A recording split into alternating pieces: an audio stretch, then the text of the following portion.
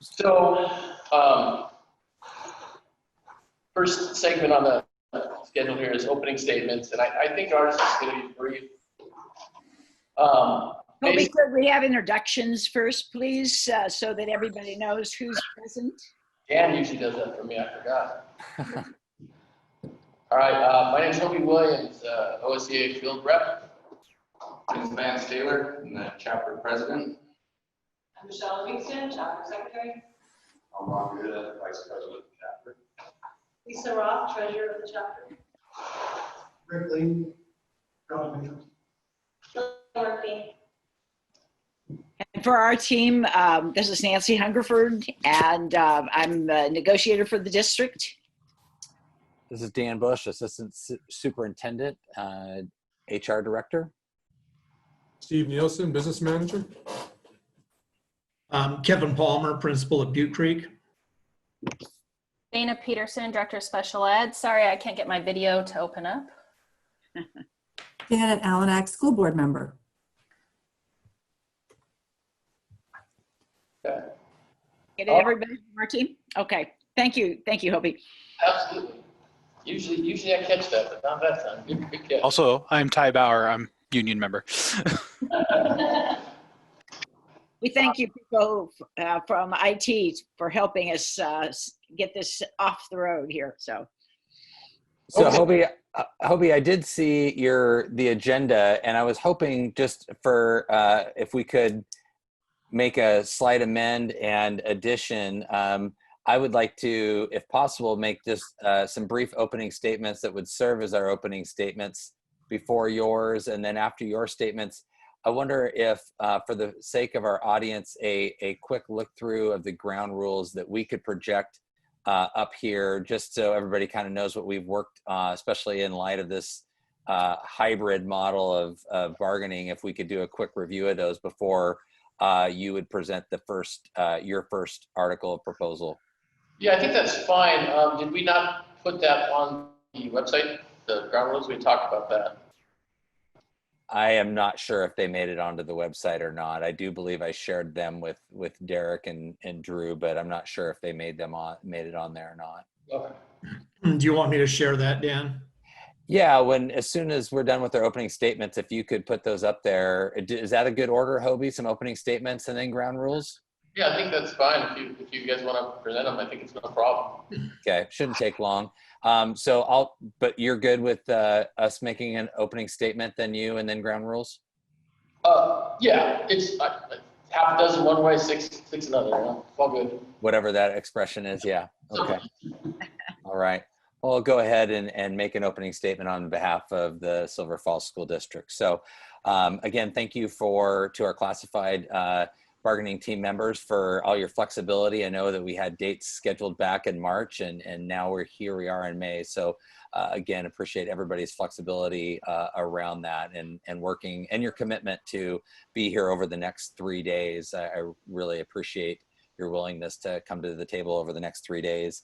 And on a personal note, being that I'm wrapping up my first year in the Silver Falls School District, I just want to thank a personal thanks to Vance and Ron and Lisa and others there for the collaborative relationship that we've built over the last, I don't know how many months it is, it's a blur, but last 8 or 9 months. I really want to thank you for welcoming me on just a personal note there. The district looks at its contract with the Classified Association as being largely productive and having served us well over the years. Just in my year, we've had very few issues to resolve, and so we look at this contract as being, like I said, productive and serving both parties very well.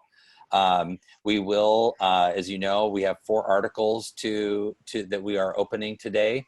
They are articles that there are some relatively minor changes, but changes that the district feels will serve your members better, and some things to provide some better clarity. Most conflicts reside when there's a lack of clarity, and we feel like the language proposals that we have for you today or through this bargaining session provide greater clarity, thus will serve members and the district better. I know one of the questions out there is related to financial articles, and just want to make sure up front to both your bargaining team, those watching, the district is not in a position to make any financial articles at this time or financial proposals in terms of compensation or insurance related to the uncertain budget future that's exists right now. And so, as you know, we have the May 20 revenue forecast coming to us in a couple of days, a potential legislative session that is uncertain as to when it will, when the governor might call the legislature back into session. And so, the budget certainty for the district standpoint is very, very uncertain at this time. And so we just want to make sure that your team was, and those watching were aware of that. We want to partner with you in those aspects, but that's currently the situation we find ourselves in. So thank you. That is our opening statement, and we'll turn it over to you. Thank you, Dan. I think that we are very anxious to get this going. Like you said, we had dates back in March. No one saw this coming, obviously. But we want to have that, try to get a deal and get some security going forward for the members, so we can make sure that we are all knowing at least that part of the future, we'll know what's coming. And glad to hear that you are interested in a very collaborative process. I think we have a slight different take on the contract, but that's why we do bargaining. We will have a lot for you guys, but the common theme I think you will see is going to be, we want to have true equity between the parties. We want to have, issues of fundamental fairness, come forward and be clear, and to hopefully enhance the relationship going forward through clear understanding of the contract. So that's our goal. Like I said, we do have a lot for you, and but try to keep that in mind, that we are taking a stab at trying to be proactive and get some things out to you. Nothing obviously is the final word or a drop dead line. We got to do it this way. We're just trying to start the dialogue and figure out a way that we can resolve some of these things that I brought up earlier. So with that, I'll turn it over to you guys for the ground rules you wanted to go over. Well, hopefully Kevin, I see he stepped away from his post there. There we go. So Kevin, yeah, if you want to project those ground rules there, we'll just do a quick run through. Sorry, I was out talking to our secretaries for a bit. I had that right here.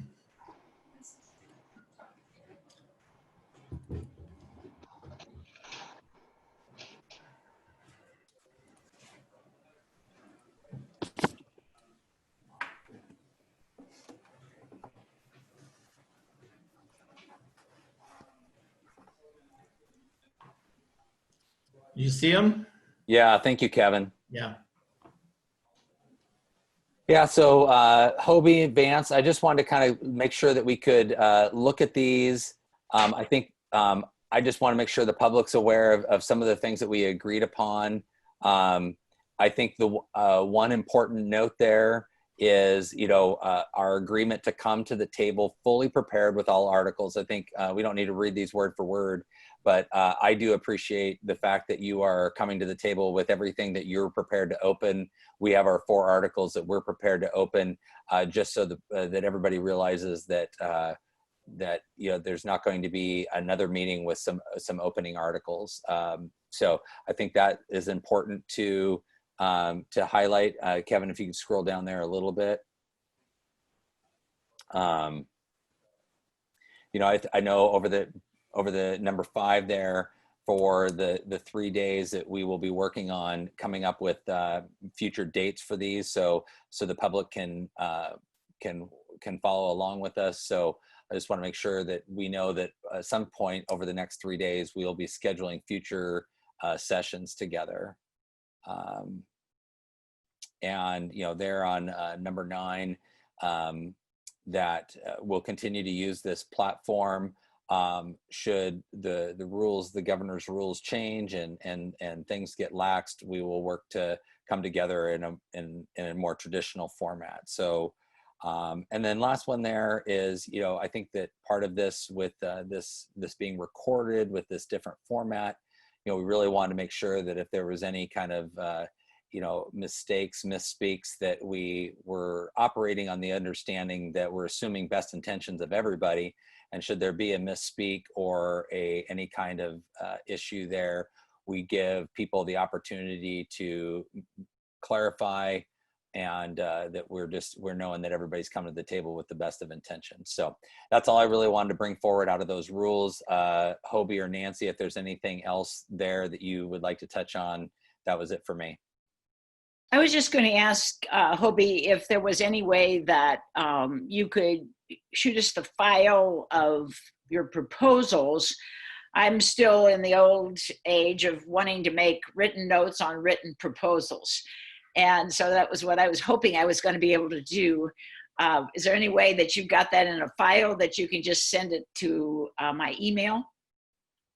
Yeah, I think we could. I mean, I had some discussions about having, a little bit of discussion and then providing some articles that way, which is a little bit different than, I guess, a little bit different than what we're talking about now. I can probably send that to you. I do have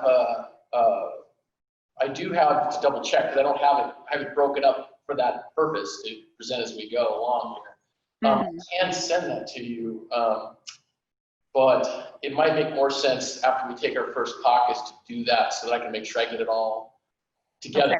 Okay. So I'm not sending you like 50 different things. So I think at our first caucus, we'll do that so that you guys can have them all, okay?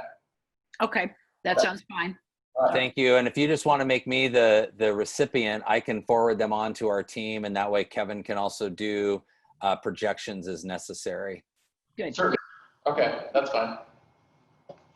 Great, thank you. All right, you ready to begin this thing? You guys ready? We're going first. So I put out, hey, Drew, you can still hear me. Or sorry, not Drew, Ty, you can still hear me, right? Yes, sir. Okay, can you send out Union Proposal A, please? Proposal A? Yeah. All right, Dan, I am emailing it to you now.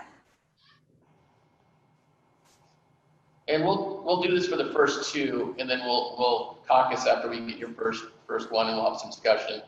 And at that time, I'll get all the stuff to Nancy.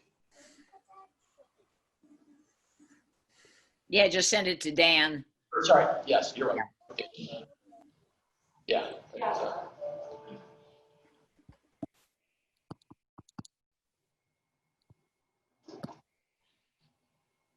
Yeah, we got it, and our team, I forwarded it onto our team, so thank you. So this one actually came out of our first I guess our first meeting over ground rules. We actually got to see each other in person, and it was an idea that Nancy had, and it's not meant to roll in the contract, it's just meant to be having this discussion here. Basically, we wanted to go through, and the contract is, like if you look at that page, I looked down, there's an example. That didn't show up in color, it doesn't look like, but all the articles on the left, the word article does not exist on that document. It's 1 through 27. It's not really broken up by sections, and the contract's just kind of hard to utilize for the parties. So we talked about possibly putting together a small team of folks to go through and put alike articles near each other, add sections where it makes sense. Just basically housekeeping, but I put it down here as a 2-person team. I don't think this needs a full bargaining team for this, but just to kind of make this contract a little more user-friendly and break things out. So we're talking about leaves. We know that, there's leaves under there for unpaid leave, and there's, different types of leave, different subsections, things like that. And I can provide some examples, but I thought maybe we could kick this off with an easy one and just agree that we can do this after the fact. Sit down with the two each side and go through this and make it better. Yeah, I don't think we have any objection to that. It won't change the content, which we'll agree upon in TA as we go through. But reorganization or subheadings or whatever, Right. I think we're open to the idea of having a couple of people from each team work on that after we finish. That sounds reasonable. Okay. Do we have our first TA? I don't know that we need to TA that. It's not really part of the contract. So. Okay, Nancy. Yeah, I would agree that it does need some reorganization, and that would be useful. Thank you. Okay, and then are you there, Ty? Yes, I am. Can you send the union proposal on housekeeping, please? Housekeeping. Yeah, send it to Dan, please.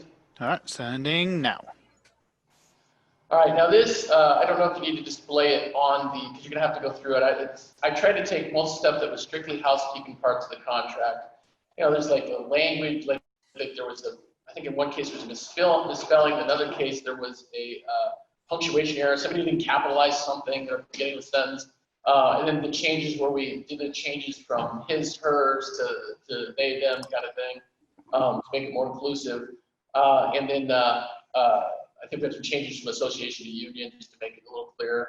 And that's largely what this is. I know you're gonna need time to look through it, but there's no intent with these sections other than to make housekeeping changes. That's it. It's something, again, we talked about bargaining and maybe putting that together in one group. And you should have the PDF that has all that together. And that's all that is. It's multiple pages, but it's all that same thing, housekeeping. Although if it doesn't come through with, it should be bolded though, even if it doesn't have the color where the change, like article on the one you're looking at would be a change. And down below, add the word PECPA. I mean, that's, you know, associations cross says union. That's essentially what you're going to see in most of these. Some of them are grammatical word changes. Like I said, he, she to, you know, they, them, to make it more inclusive. But other than that, there's no fundamental changes to the language.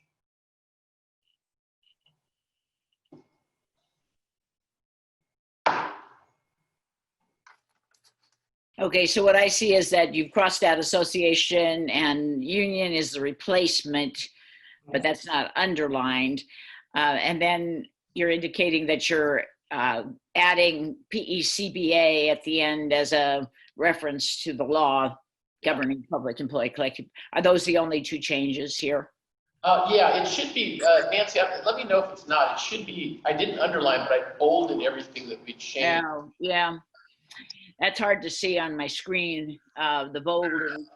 So, but we don't have any changes in this article to propose, and I don't have a problem with the changes you've identified here. So I guess, you know, whether we can TA something at this point, I think that we have a ground rule about TAing. Yep. And, you know, we're doing is saying, yeah, we can agree to that. And then there's some sort of an email that circulates back and forth saying that we have TA'd to that. So Nancy, just to make sure, and Kevin, if you could, sorry, Dan. could scroll down a little bit. So Nancy, this particular article has multiple different types of changes to it. Yeah. So, but you know, those two being examples of different things that they're wanting to clean up, and so it would be. I think by and large we're all for housekeeping and changing things, but we would need to look that over in caucus or you know, before agreeing. Yeah, and I'm fine with that. That was the intent. That's why I put them all into one PDF for you, so you can have them all together. I mean, I guess you can call them bundled if you want, but that's kind of my intention, was that we, unless you see something that stands out that fundamentally changed the language, or we got wrong, or we got the wrong article in there, it should just be housekeeping, nothing else. Yeah, based on our previous conversations, it sounded like you just wanted to kind of throw this into our court, not spend a lot of time in the public session for us to discuss it and go through each one, but for us to take it back, take a look. So if that's how I'm understanding we might be able to do that like at the beginning of tomorrow's session, because that would give us some time to take a look at it. So that would be great. Mm-hmm. Yeah, that's not a problem at all. I didn't expect you to TA today. We lumped them all together, so you got to make sure we got it right. We could have a typo in there as well. We don't want that. So yeah, so that's pretty much what we have there for that proposal. So we thought we would work. We would hear what you guys have on your first proposal. We getting that to print over there at all? Okay. We had an issue with the printer here, but I think we got it figured out. But if you want to share your first proposal, Dan, and explain it, then that would be helpful. Well, why don't we go numerically here? So you've given us a proposal in 1 and a proposal in 5. Does that mean you have no proposals to change 2, 3, and 4, or do you have those coming up later? No, we do have more proposals. We have them like we grouped all just the language changes in there, so there will be gaps. We're not going in strict order because of that reason. Okay, You want to go language change, come back to a significant change, come back to a language, so we grouped them together like that. so these are housekeeping changes you're kind of going over now? Is that what you're saying? Yeah, the housekeeping changes, we're gonna let you guys review that, but it's all in that, it's all that PDF. If you scroll down there, everything that we think is a housekeeping change is in that one PDF that I sent you. Okay, all right. Yeah. We didn't have a proposal in 5, except that we do agree that the fair share provision there has to be crossed off. And otherwise, we'll take a look at your proposal between now and tomorrow morning, and maybe that's one we can TA. Sounds good. All right, so if you're alternating to us, Kevin, if you want to put up Article 9 is our first article that we are opening.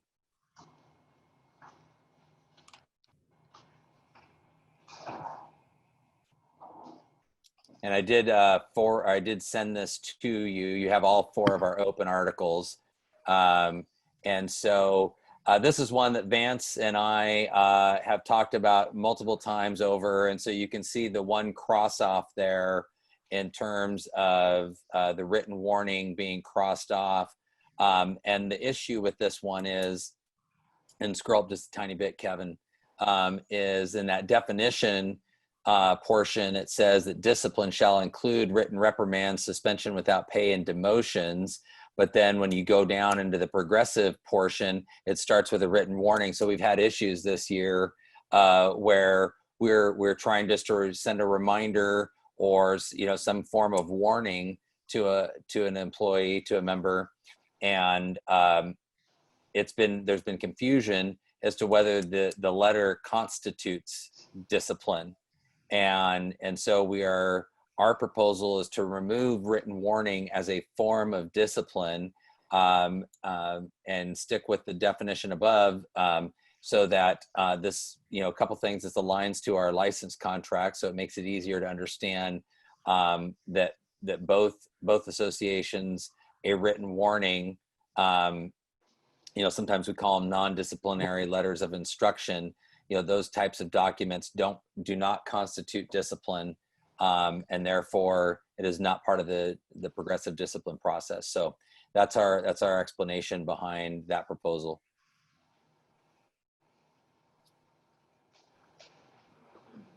Okay. If folks have any questions on top of it,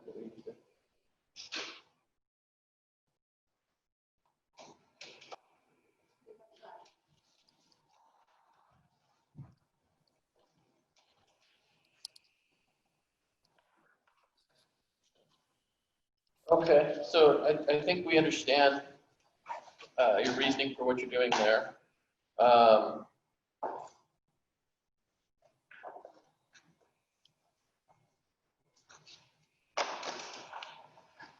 We'll look at it some more in caucus, but yeah, I think we have a full understanding what you're trying to do with this proposal. Sure. Okay. Pretty straightforward. Yeah. So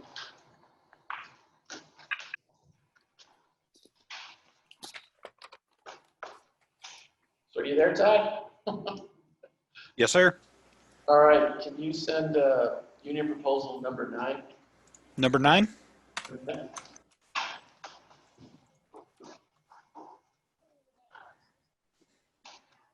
Sending it now.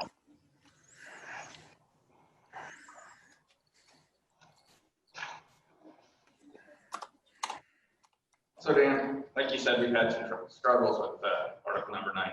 Well, do you guys have it? Yeah, give me just one moment here. As soon as our team gets it, it's off to them now, and Kevin can get it pulled up.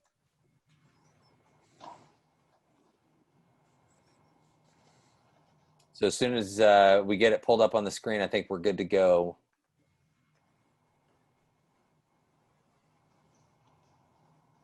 Okay, I have it.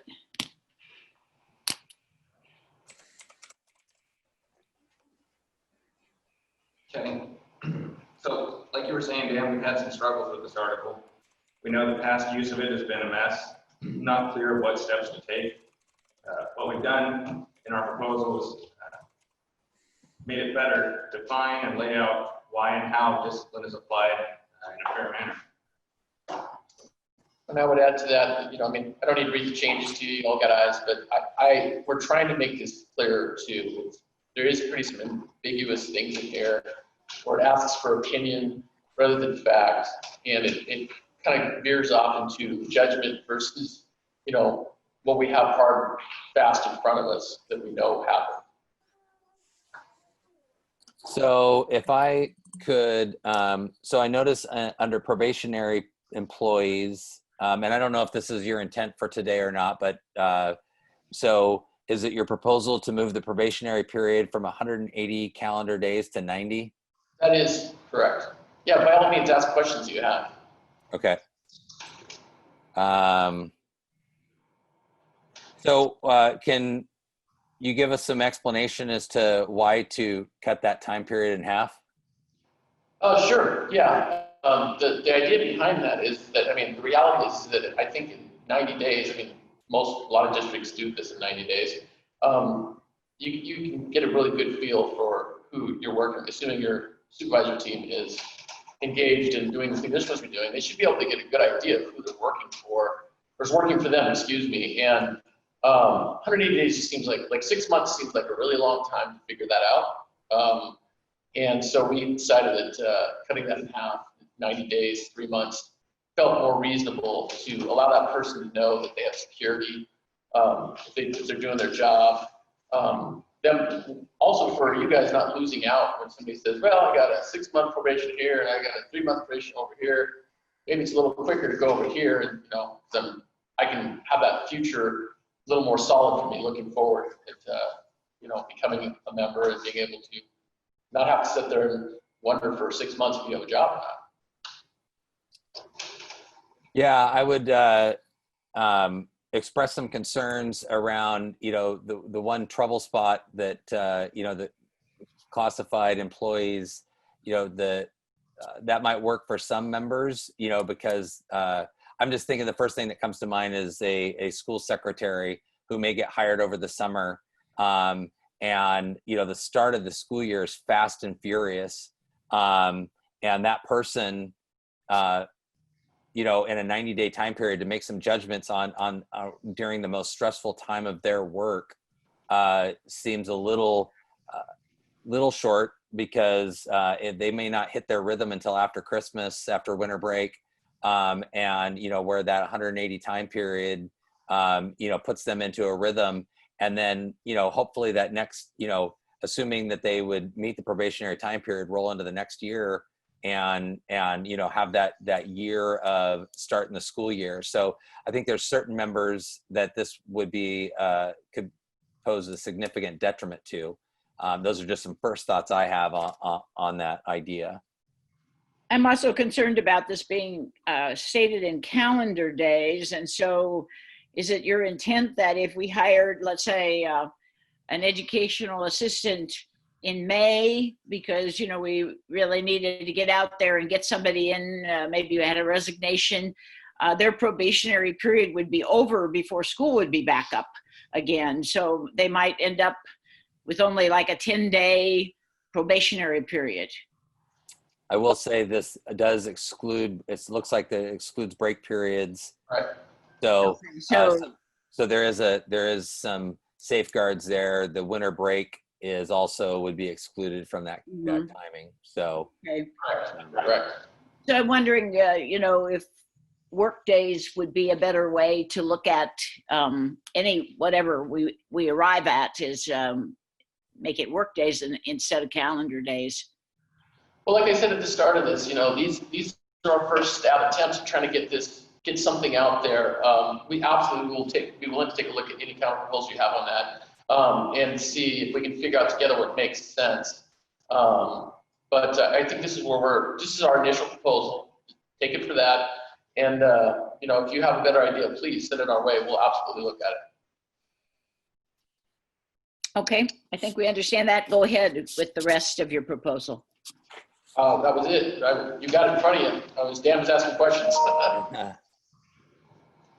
Well, so it looks like you've got some strikeouts there that we can just B and D we can discuss in caucus a little bit. And it looks like you're adding language regarding just cause in in that next section there.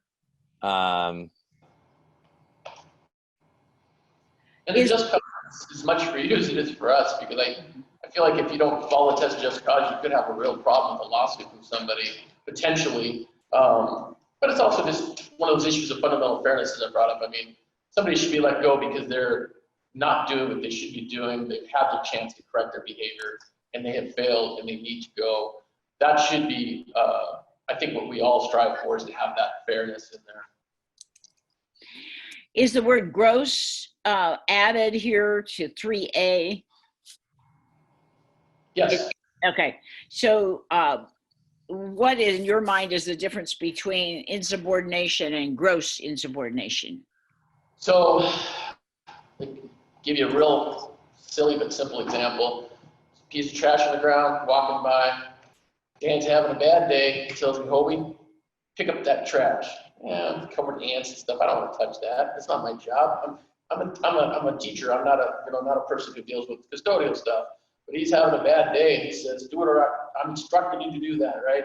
Well, in worst case scenario, in that definition, where that situation, or even if it's a legitimate misunderstanding, we should be following progressive discipline. If you're going to take somebody's job away, that's them driving along and not paying attention and texting and crashing into your building or hitting somebody, or if they're going through and on a tirade laced with profanities, and you told them to stop, they're going forward with that in front of the kids and the parents or whoever. That's gross insubordination. Usually damaging something, hurting somebody, significant damage to something like that. That's typically how I understand gross insubordination. Me not doing something you tell me to do that's some minor thing. Yes, I should be held accountable and disciplined for that, but you shouldn't take my job for that. Did I answer that? I think I heard that, and I'm having a little bit of trouble hearing all parts of the conversation on that side. So let's see if we can adjust it for you over here. Can I get it closer? Yeah. Okay. We're going to try to move the microphone a little closer, Nancy.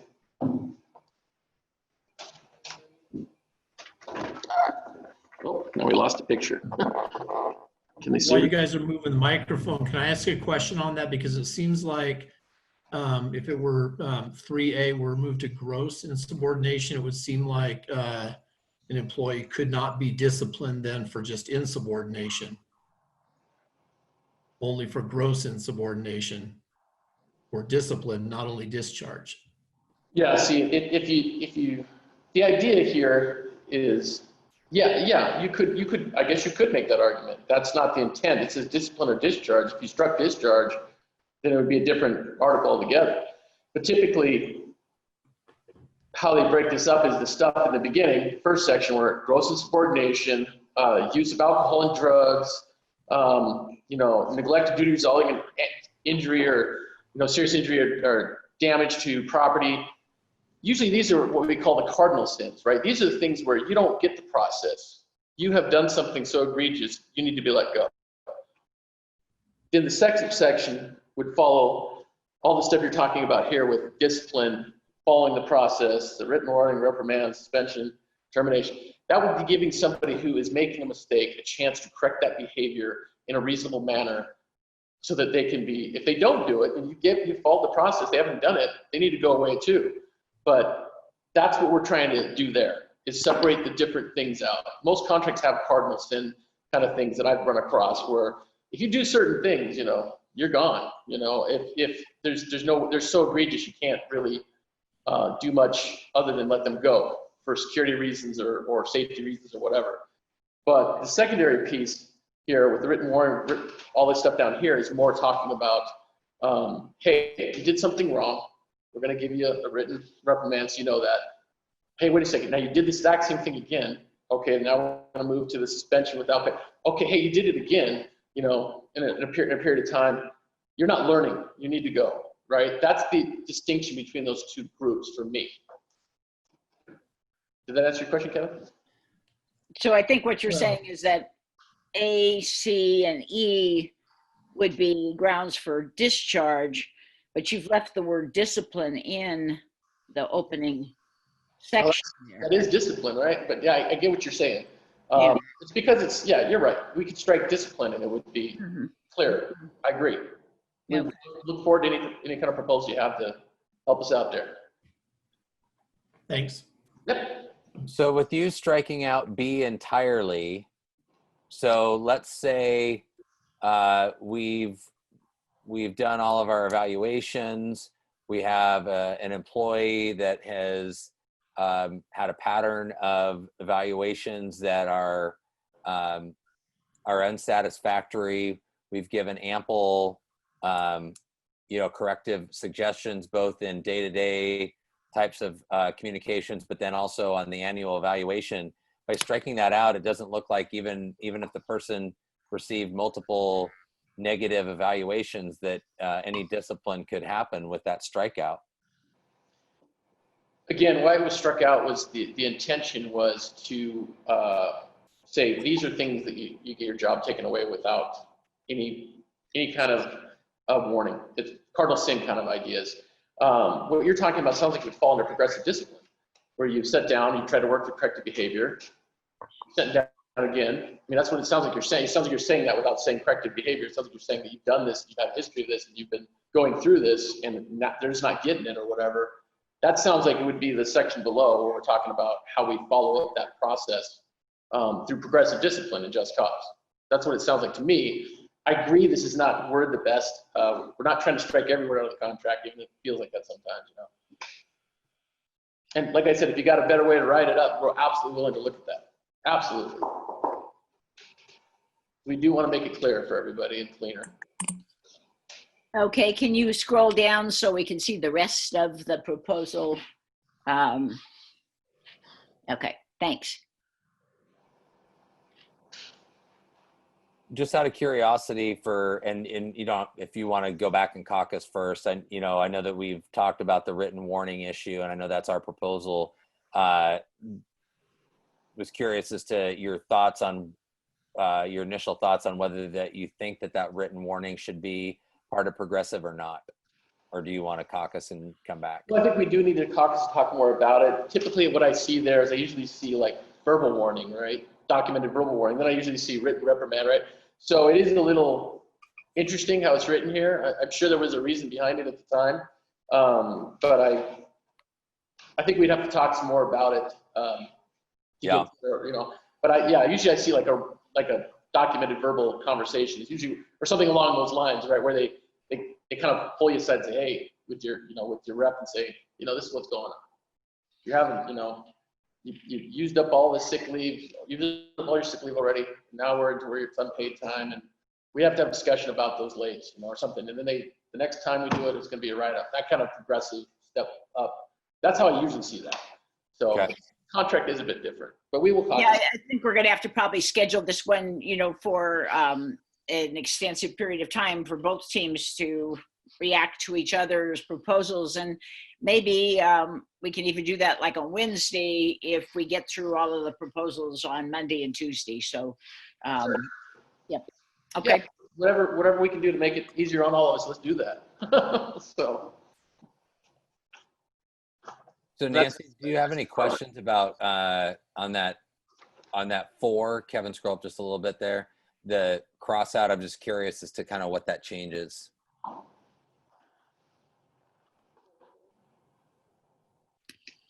So number 4, I see you've crossed off examinations of witness or a formal hearing. And right now that's not required, but may be provided. And you're saying it shall be provided at the request of the union. Right. Okay, so. Yeah, we were looking to change that to, we're trying to get away from where, we'd end up with, it may or may not happen, or we really want to try to focus on process. So again, if you have a better way of saying that so that we're not just kind of left wondering if it will happen or won't happen. I mean, we are talking about discipline, right? So we should have a formalized process, and I just don't see that there when it says it may, or essentially it may happen, it may not happen. It's not required, but it could be provided. I mean, it just seems all over the place versus having a process that says move from A to B to C and so on, right? So anybody seeing that knows what we're doing. It's not subjective. It's absolutely what we're talking about. If that makes sense. Well, again, we'll talk about that process, and when we get back to this article, we can give you a better response, because I think there's a lot of discussion our team will need to have on this. Yeah, same here. That sounds fair. Do we have the next one from them, since we just did our 9? They're ready, yes. Yeah, so if we're ready to move on to our next proposal, and we'll take this one back to caucus. Sounds good. So our next one is Article 17. Nancy and I will both co-present this one. Okay. I think that our major change here, if you got it up there, is that down, if you scroll down, I think we're trying to be more clear here about which employees come back to work. And, it says right now, the district reserves the right to require designated and essential employees to come back to work. We think that the district will probably, it's clear to everybody if we designate at even the beginning of the snow season, who are the employees who will be required to report to work on inclement weather days, and who not. So we didn't feel like the words "and essential" were necessary. It'll just be who's designated, and that will be known in advance. So I think that's a major change there. Dan, anything else you want to add to it? Yeah, we just wanted to kind of clean up any, which kind of that except as provided in number 4. We have had some conversations around, this number 3 operating as a one paid emergency leave, and then, kind of which comes first, so to speak. And so by putting that part in that first opening line, except as provided in number 4. So we're saying that designated employees will be announced ahead of time. Okay. Yeah, I can understand why you want that after the last experience we had. So. Right. Again, Ty, you there? Or does anybody have any questions about what they want there? No. Are you there, Ty? Yes, sir. All right. Can you send them our Article 17, please? 17? Please. Or I should say Union Proposal 17. Alrighty, it is going now.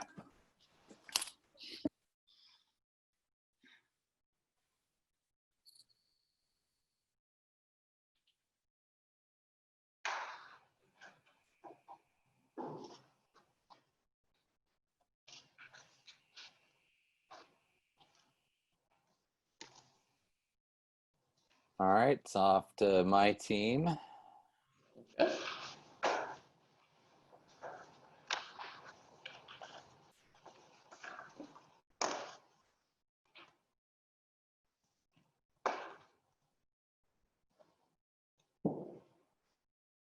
All right, everybody got it?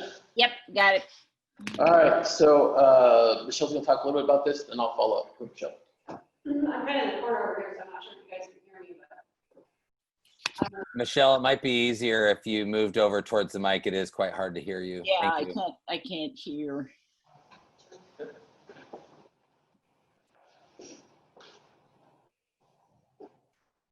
There you go, how about that? Much better. All right, so currently we only have the one covered closure day, after which employees have to use their personal leave or take a non-paid day.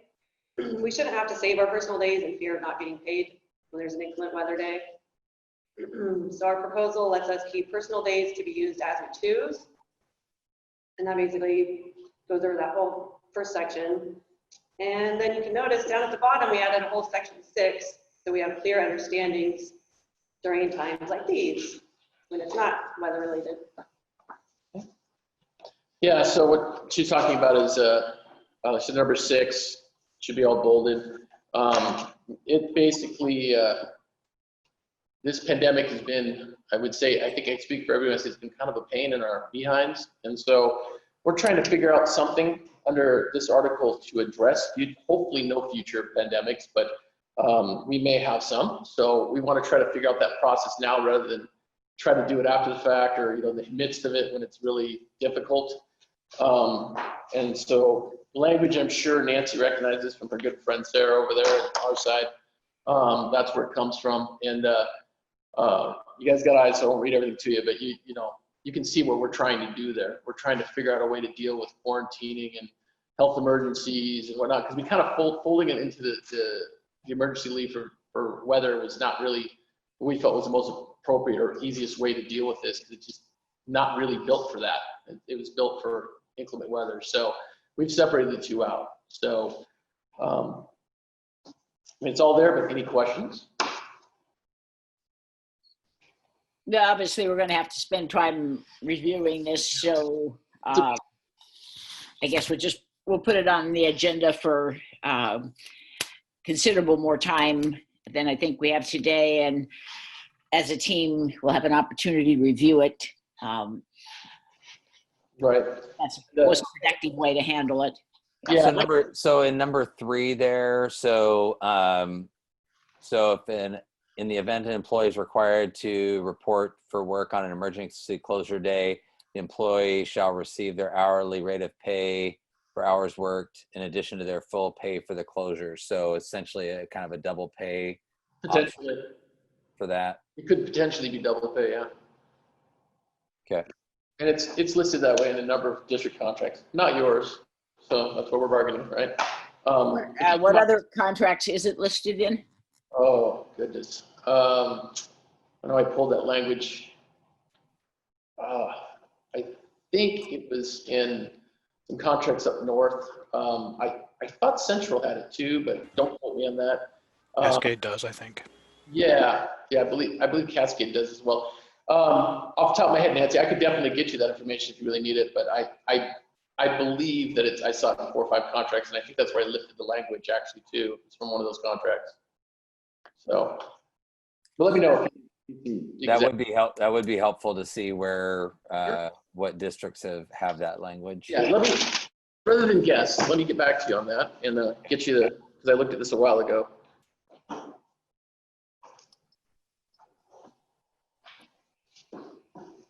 I have no more questions on this one. We can take it back to caucus. Yeah, I don't have any more questions either. And keep in mind, like I said earlier, we're gonna be giving you a lot, and we realize that. This is a starting point, so we're interested in what you have to say about it. We do want this process to be collaborative, and this is our first stab at it. So feel free to change it around, and if it makes more sense, let's do it. All right, so 17's done. When do we have next one printed out? 19, please. Is 19 what you have up next, Dan? 19 is our next one, yes. Yeah. Relatively minor change. Okay. So if you want to cue that one up, Kevin. And Nancy will present on this one. Yeah.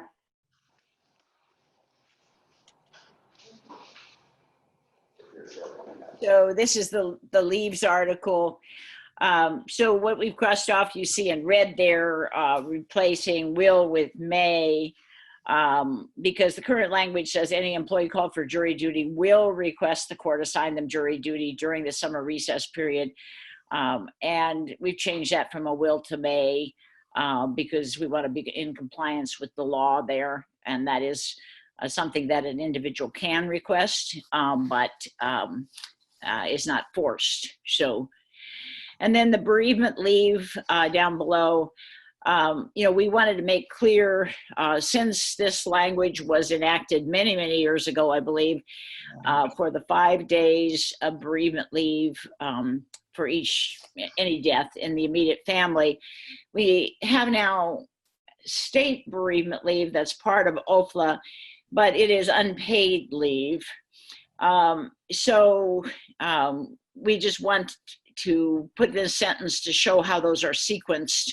So the bereavement leave would be the first 5 days, and that would be available with pay as it currently is, and then any other bereavement leave provided by the state law. So the rest of the 10 days, so that is the next 5 days, would be unpaid because the state law provides no paid leave.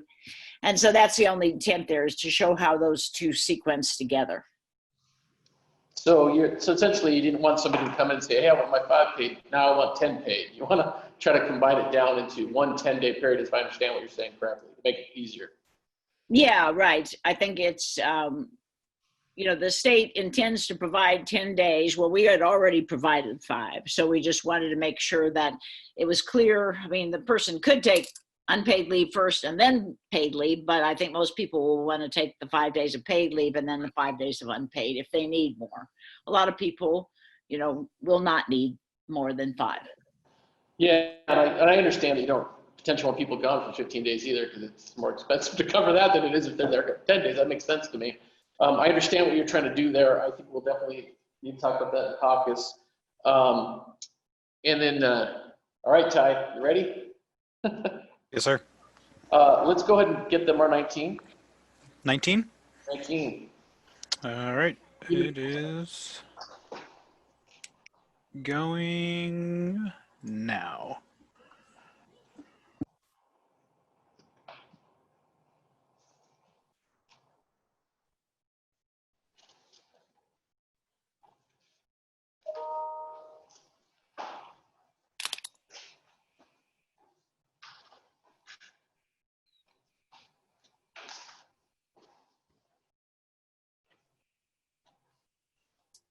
Send it over to the team.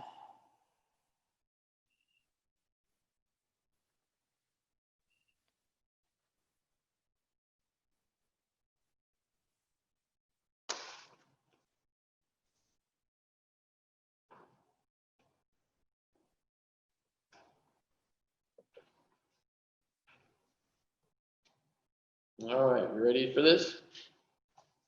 I haven't gotten it yet. All right.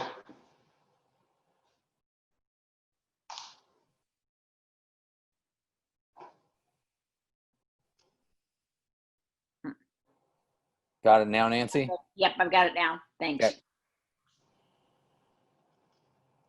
Okay. Okay, so this is pretty straightforward. We've got a couple grammatical changes on here, but it's pretty straightforward. So with that, I'm going to turn it over to Ron. He's going to come up front, in the hot seat.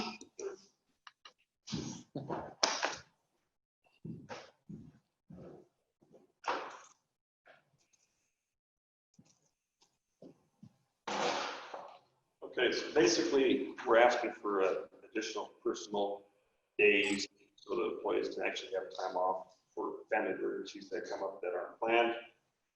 And it actually the employees, they can have paid time off for taking scheduled long weekends, so they can spend with their families. For the way it is now, it's they're having to save their time for like a snow day that comes up.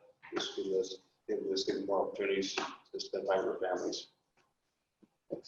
And on the second page there, we've got a couple of just added things there. One is trying to address the problem of some of these 10-month folks work just enough hours if they don't ever miss a day or take a day off to qualify for FMLA or HOPA. If they end up in a position where they're sick a day, or their kid's sick, or they're out, they don't have enough worked hours. So we're trying to address that by lowering that bar in the contract. And then also at the bottom, just as we were putting this together, some folks were saying that they were getting grief for using their sick time. And that didn't seem like a good thing to me, because if you're getting that sick time's there so that you stay home, you get better, you take care of your kids or whatever you need to do with that. People really shouldn't be getting a lot of grief for doing that. And so that's what those two things are trying to address, in addition to, like Ron said, trying to be able to use some personal days, because as it is, you pretty much have to hold on to them for fear that there might be weather. And I know we both have another proposal addressing that potentially, but that's the concern. So So on these part-time people, so if you're a 4-hour employee and you're working how many days a year, 180 maybe?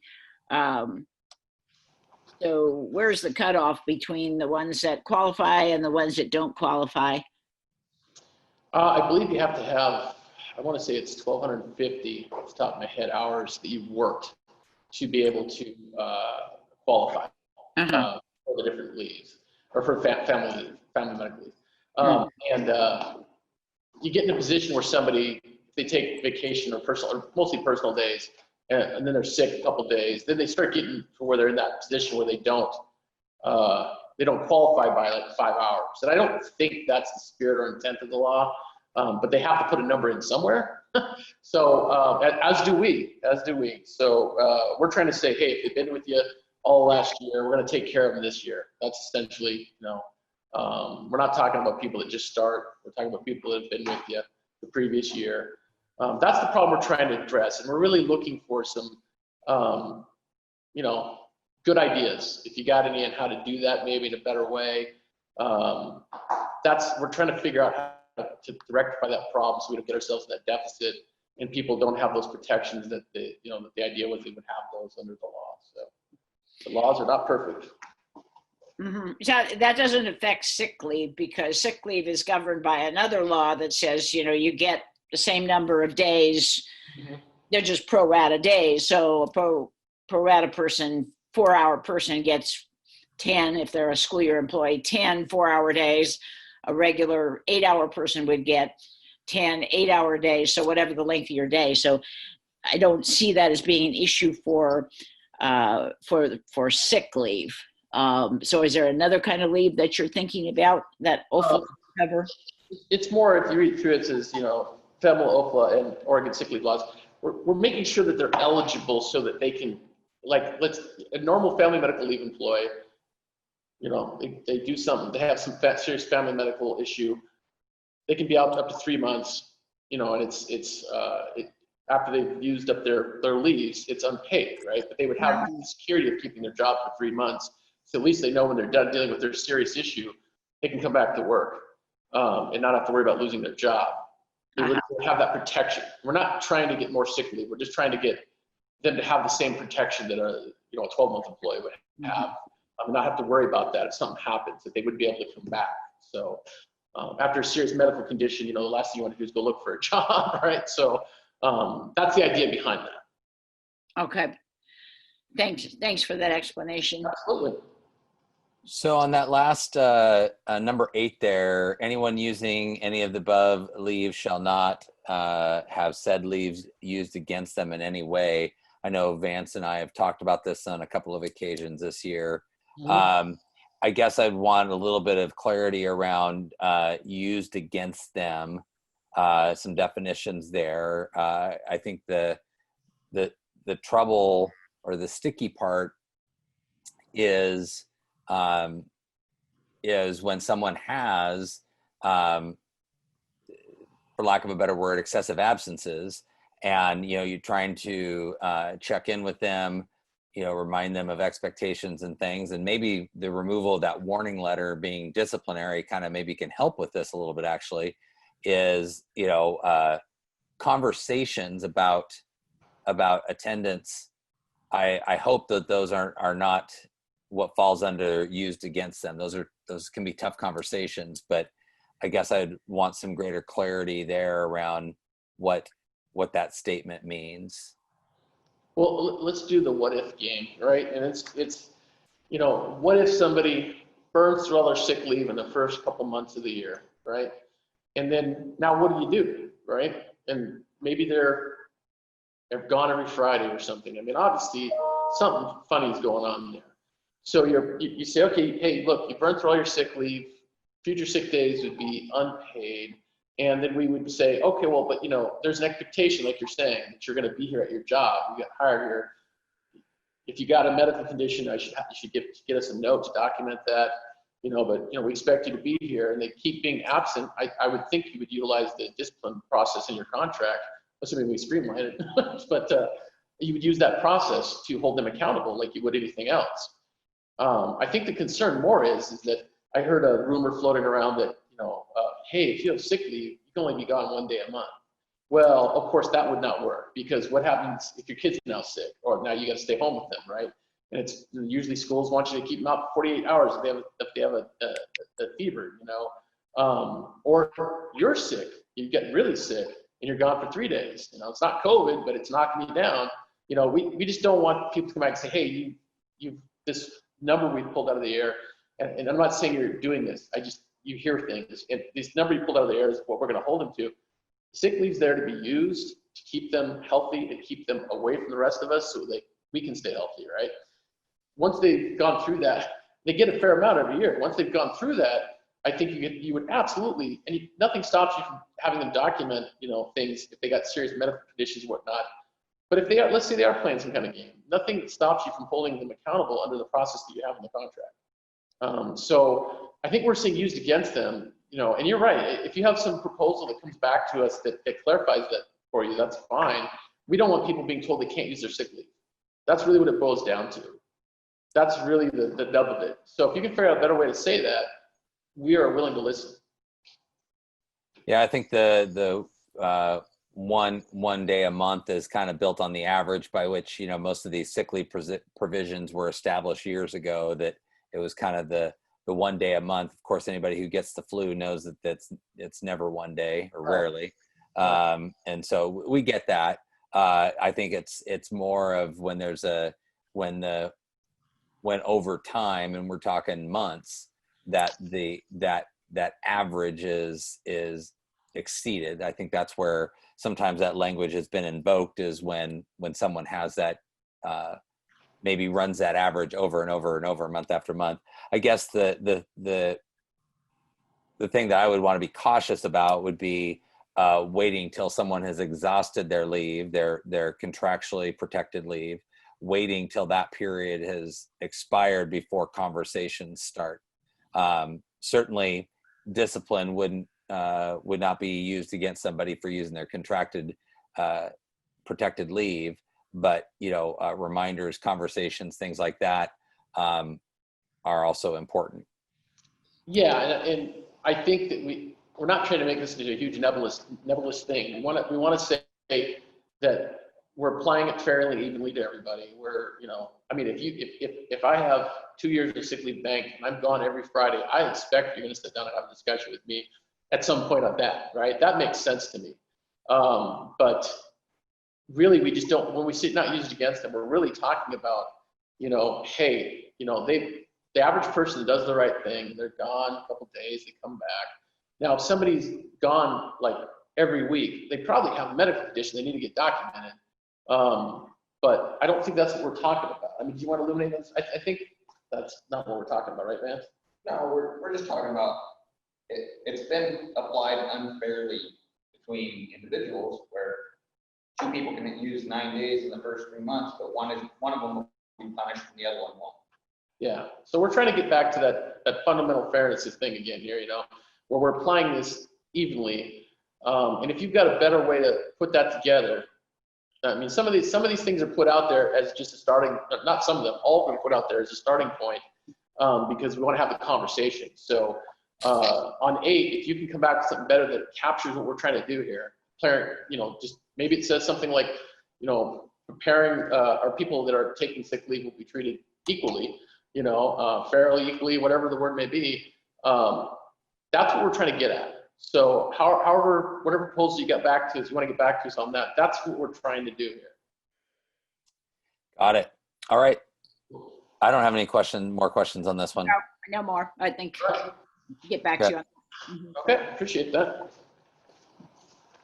What's next there? Thanks for them. All right, so we would be sending you number 23 next. Okay. Or posting it. You already have it. Yeah, we have it here. All right. So I'll go ahead and start with this one, but Nancy helped me with the language, so she might be able to add more to it. This came from a couple of our principals who, on occasion, I think the best example is you have a secretary either go home for the day or or perhaps is absent, and the easier way to fill that is to have maybe an educational assistant, an EA, go in and be the secretary. The substitute pool for the EA is oftentimes bigger, easier to step into sometimes. And our concern is that the substitute, the current language is the EA goes into the secretarial role, and I'm using just that as an example. The EA goes in the secretary role, gets the EA pay, but the substitute that would be hired from EduStaff makes more than the EA would. And so we're trying to make it sure that if we are having our own employees go into a different classification, that you can see there shall be paid at a regular rate or the substitute rate, whichever is higher. And so we just wrote some language in there because it just didn't seem fair that we were moving EAs into secretarial jobs, and yet the non-district employee from the sub pool would get paid more. Any clarification to that, Nancy? No, I think that describes it well. Okay. Yeah, I think I understand what you're trying to do there as well. I think what we'll do is I think we might have finally found an article. We might have some closer ideas here anyway. Hey, Ty? Yes, sir. You send our 23, please. Number 23. Union position 23. All right, it is on its way. All right.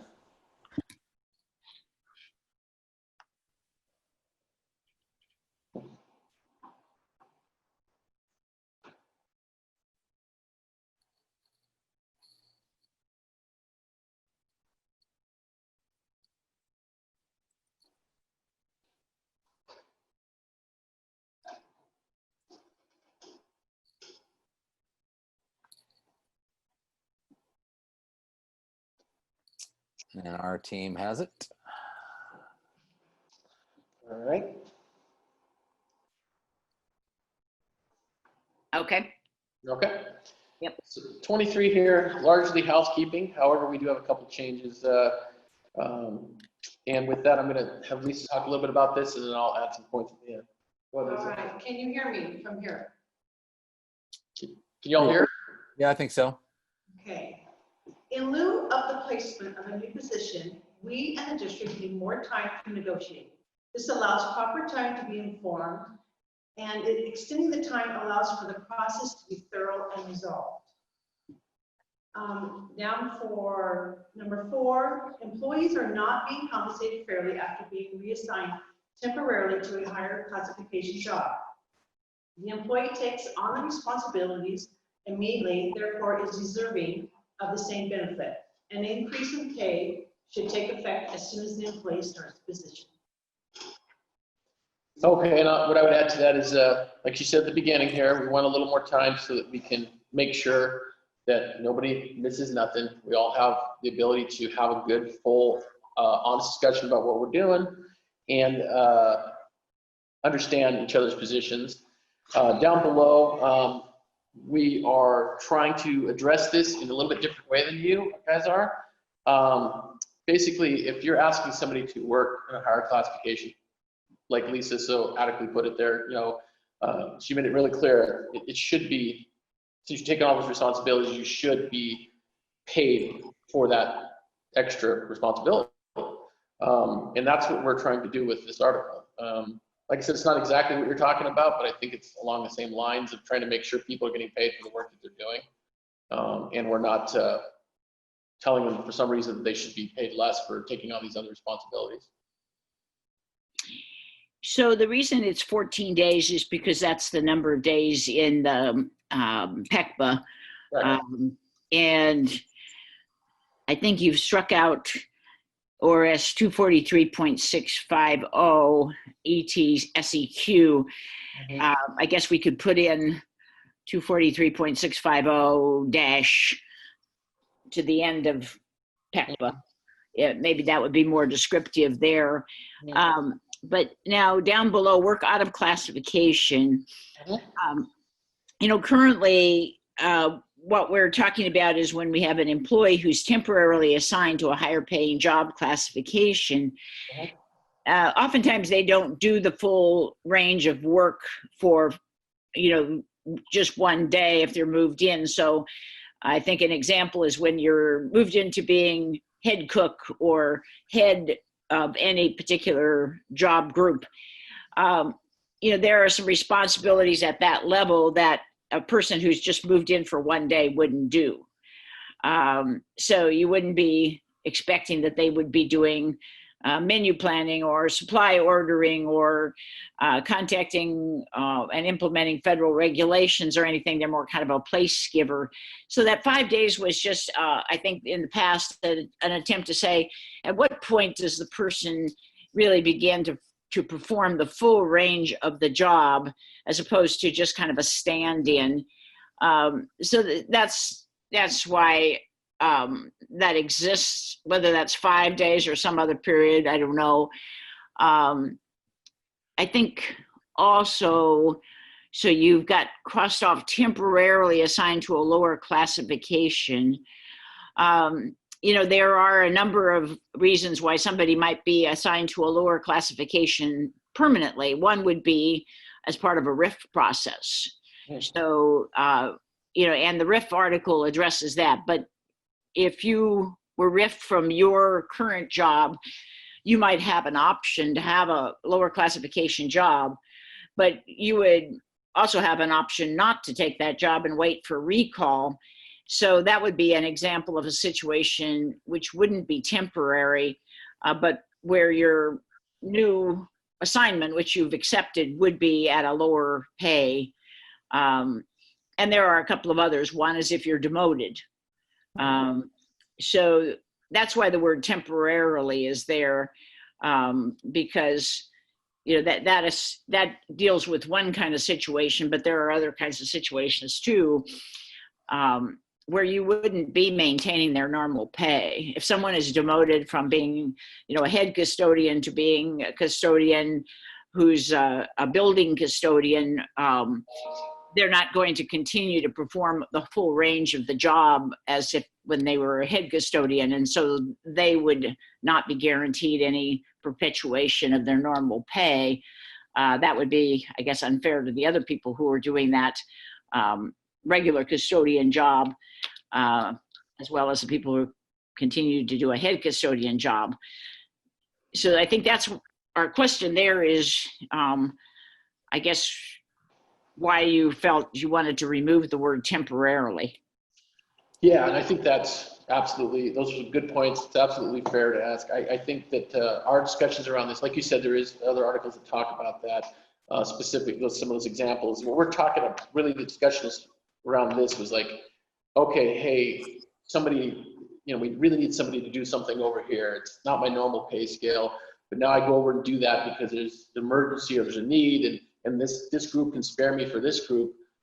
I shouldn't suffer reduction in pay for doing that. We're not talking about the people that are demoted or the people that are, we're really talking about, and if this is, if we could get a clearer way of putting this, we're open to that too. But the idea is that because I'm helping you out by doing a different thing because you need me over here, but it's a lower pay classification, I'm not getting my normal pay docked. That's the idea behind this. Mm-hmm. So if we have a better way of putting that to make that clear, absolutely. Like you said, those other things are covered elsewhere pretty clearly, I think. And we probably will have discussions about whether they should reduce their pay or not there, but that's not this. This is meant to be for the people that temporarily assign, or it's not meant to be that they permanently go into those positions. That's not the intent of this right here. Okay. That clears that up for you. And I understand what you said about PECBA, but nothing stops us from being able to say, hey, we want a little more time than 14 days. I recognize exactly where that came from. I figured the Latin would just be easier to put something in there, for the average person to read. That was the idea of striking that. Like you said, we could put something else in there. I'm fine with that if it works, for what we're doing here. And that's pretty much what we got on that one. If there's any other questions. Okay. Not at this point. No more questions. Nope. You have our 4, so You want to send us a few more of yours, and do we at 4 o'clock? Do we want to do a time check caucus type of thing, or what are you guys thinking? I'm thinking that this feels like a good spot for us to go to our respective corners and have some good discussion. We're trying to, we've got a bit here to talk about already. I do think we want to, what time is it? I think we want to do a time check now. It's 3:40. Okay, so we want to see, we'll reconvene here at 4 o'clock and kind of figure out our way forward for the last 2 hours. That would be good. I think one thing that would help us, if you noticed the format that we used in our proposal with the red and the cross out, and one thing that would help us, I think, is if we could get your copies in Word so that we can, when we send them back to you, you can kind of track our changes. So I don't know, Ty or whoever has all of those, but if you could send those all to me in a Word format, that would help us provide counter proposals to you. Yeah, I could probably do that. I'm going to need to do that tonight. I'll just be honest with you. It's set up differently on my computer, so it would take me a while to do it anyway, but I could do it tonight and get it to you tonight after we're done in a Word. And I can, because I got to go through, because I bolded all our changes and did the strike throughs, but I didn't underline, like Nancy was saying, should be helpful, and I didn't do it in different colors. It's just not how I've done bargaining before usually. So, but I can make those adjustments and get that to you later tonight.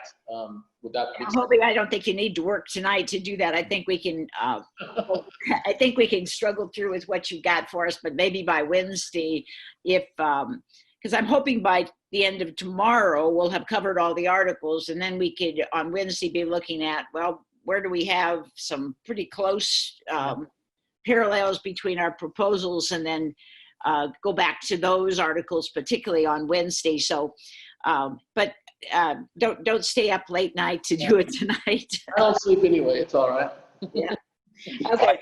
I know that Hobie's bargaining team and me are familiar with Hobie's after hours emails. So calls and texts sometimes. So Nancy, you can warn him all you want, but he's probably going to do what he wants to do anyway.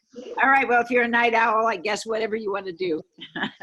Yeah, I'll try to get it out to you tonight. Thank you for the flexibility, but I will try to get it out to you tonight, just because, as you're aware, like you, this isn't the only thing I do. I have other chapters, so. But I will try to get it done to you tonight in a Word format. I think that'll be easier too, because I noticed that one of my PDF bundles is corrupted. I just noticed too. So I'm trying to open it. It's not opening. So, but it doesn't look like we're going to get through all the stuff today. So it's probably okay. We'll get through what we can today. We'll finish it up tomorrow, like you were saying, and then we'll keep presenting them to you as we go. But I will have a Word format for you tonight. I'll get that done at some point tonight and get it to you. And I will make the adjustments so it's easier to read. Like I said, you know, I come from the private sector, and it's bold, strike through. That's all they want. You know, it's like none of the colors, none of the underlines. You know, sometimes they underline, but not usually. And you also didn't get to see, like, it looks like some of my colored stuff didn't show up on the PDFs either, because I made the changes that were supposed to be brown colored, light brown, are the grammatical or the housekeeping stuff. So if I can send you a clean copy of all that tonight in Word, it'll be much easier for your team to look through. So. All right, sounds Hey, good. if I could, two things. One is, you know, maybe could we go to maybe reconvene at 10 after 4, give us a little bit more time? Just gonna say that, yeah. Okay. Let's do that. So 10 after 4, and then Ty, a quick technical question. Yes, sir. So we'll close out of this Zoom, and the same link will get us back in at 10 after 4. Is that how that will work? Because we're gonna go over to Google Meet for our caucus. Yeah, it should be. It should stay open. Okay. Yeah, All righty. Webinar is going to stay open until 9 p.m. It's just wide open for anybody to. So do I click leave meeting? Yep. Should, right? All right. Leave meeting. We'll be here. All right. So Steve will get our link out, guys, and we'll meet there shortly. All right. Let's make it 4:15, Dan. All right. 4:15. Got it. Thank you. All right. So we're gonna jump around a little. So get your racing shoes on. We're gonna go all the way back up to Article 2, recognition. We do have just a small change at the top. Hey Ty, can you send Article 2 to them? Working on it right now. Almost forgot the process here. Number 2? Yep, it's union position 2. Okay, it is is that 2? Yeah, it's going out now. All right.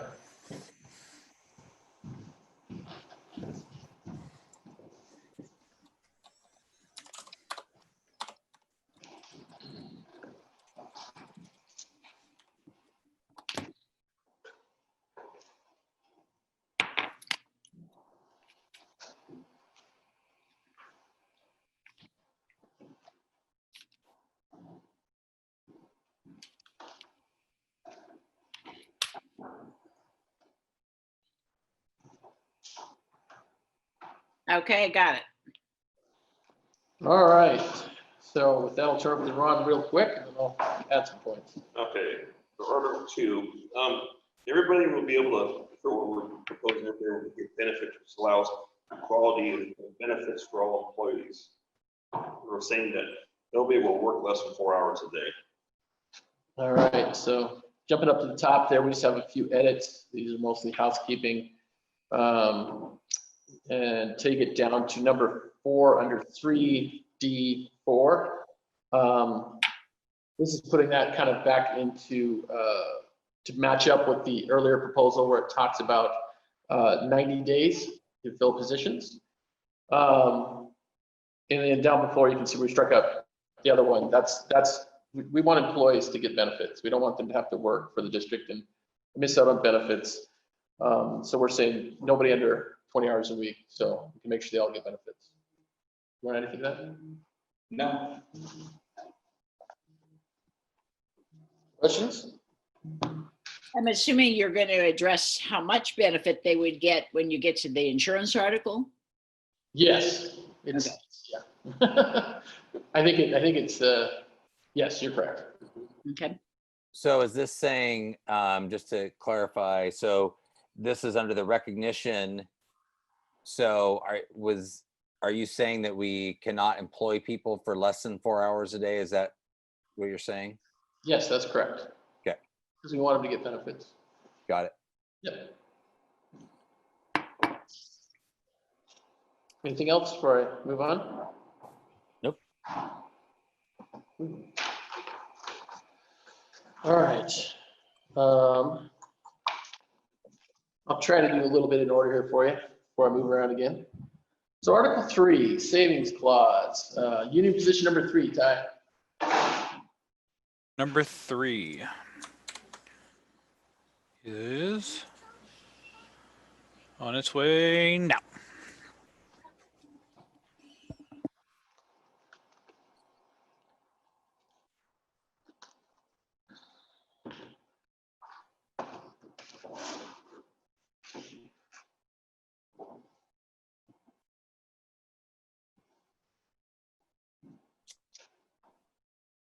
Just want to say that Tom Buchholz, who is not here, is going to wonder what happened to his email.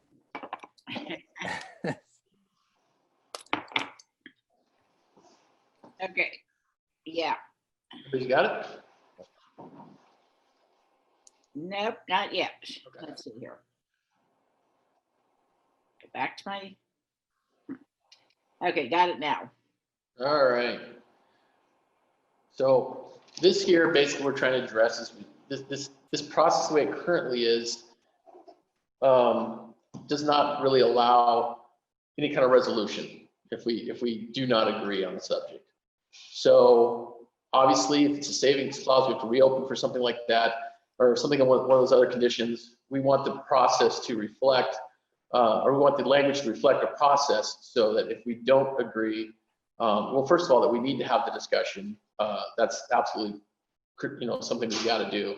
And then we also want to reflect that if we can't agree, we follow the processes that are available out there to do that.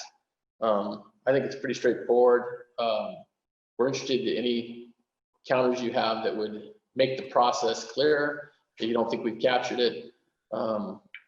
So that's pretty much it. Unless you guys have questions. Well, take economic action, I think means a strike. Potentially, or a lockout, yeah. Uh-huh. But of course, the employer has the action under 698 to unilaterally implement. So, and then the union would have the right to strike. Yep. Pretty straightforward, right out of the deal. Not trying to sneak one by you here.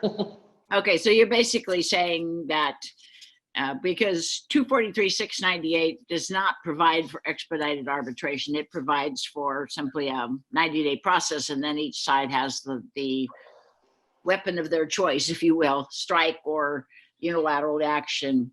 Right. Okay.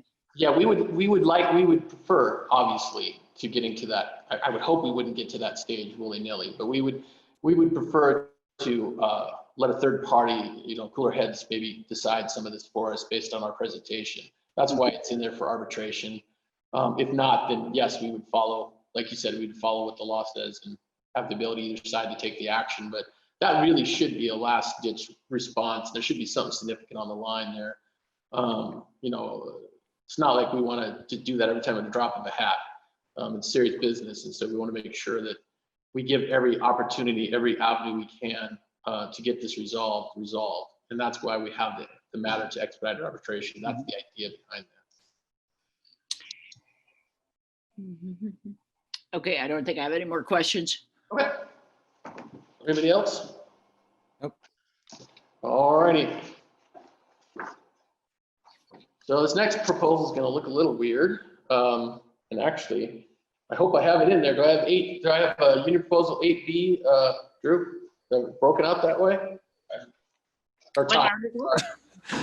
Yes, you have 8B in here. All right, let's send that. So 8A was the first page, from the contract that was just changes that are being made, grammatical and whatnot. B actually has a actual change in the language. Sent now. That's why there's two different pages. You might see that from time to time. It's an effort to try to get the stuff we don't need to talk about much in one pile and the stuff we need to talk about in the other. That's why you'll see it that way. So are you sending that to us right now? I just got it on its way, Nancy. All right.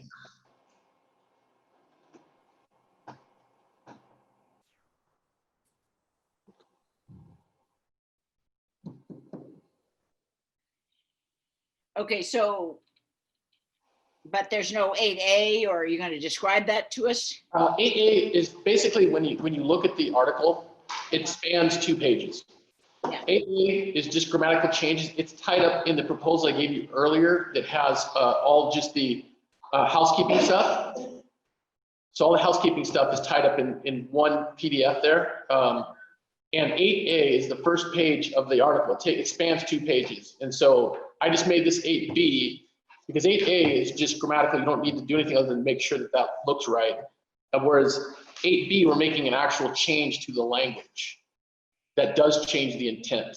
Okay, so when you send us all of these, either tonight or tomorrow night or something, then you'll send it as a complete article? Yeah, I will put them together for you if that's easier. Absolutely. All yeah. Right.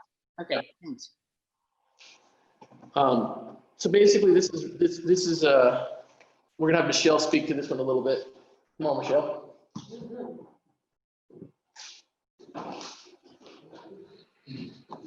Sorry.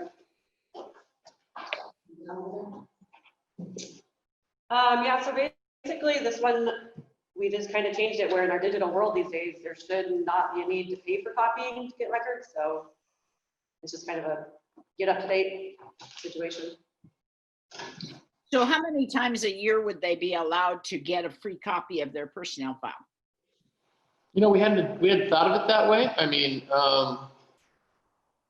we were thinking more along the lines that, they bring a thumb drive, they give it to you, you put it on there, or you email it to them or whatever makes sense because it's all digital anymore. The number of times a year, we had not thought about that. If you want to have a response back to us about that, we would definitely take a look at that. Yeah, I mean, I think that's one of the reasons why there is this provision for they pay for the cost, mean, it used to be because we had to churn out paper and use secretarial time. But I think the main reason is that, you know, there are instances from time to time, the person who comes in every month and they want a copy of their personnel file. And so I think that you might think about that as being, you know, a question. And obviously, even though we put it on a thumb drive, you know, there is a matter of personnel time that's involved. So somebody's got to scan the stuff and so forth. So Okay, yeah, we'd be As a open to have that discussion on you know, how many times a year. I think that's a fair point. out of curiosity, did that previous language, or the current language, I guess I should say, did that also include labor costs, or was it just the cost of paper? Does anyone there know, or Nancy, do you know how that's typically been interpreted? It says it on it. probably both. I believe it just says copies if you look at the language it's struck through. Pay for the actual cost of any copy. Yeah. Okay. I mean, Right. we don't want your people tied up for hours on end doing this either. Right. So that's not the intent. The intent is just to update it so that, hey, I can bring you a thumb drive, you put it on there. That's the idea. I think Nancy makes a good point that, you know, every month might be a bit excessive. And I don't think that we thought that part through. You know, so many things being digital anymore, but that is a good point, and we'd be totally willing to entertain some kind of limitations on that. That's fine if you want to propose something. Okay. Any other questions? Okay. Hey, come on. I don't know why I'm going to keep mixing up Ty and Drew. There's nothing alike. Hey, I guess so. It must be. We're both tall. It must be a tech thing. All right. So union position 11. Can you send that to them? Number 11. Yep.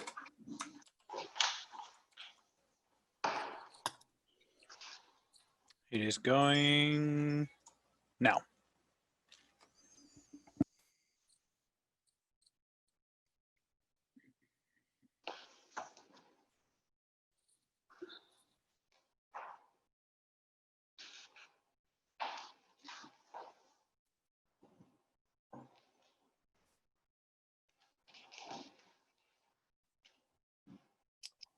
And sent.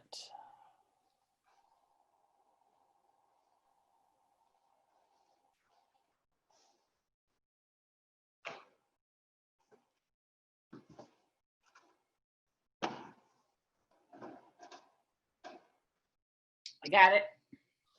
All right. So I'll let you take a second to look at it, but we're gonna have Lisa speak to this in a second here. So, in regards to number 2 and 3, we feel that when changes are proposed in a workday or schedules, we will need more time to meet and discuss the changes. By notifying us, the employee is ensured to be properly informed about their rights so that a sound decision can be made in regards to their future employment, as well as an agreement with the district. No one deserves to have their life uprooted without notification or discussion.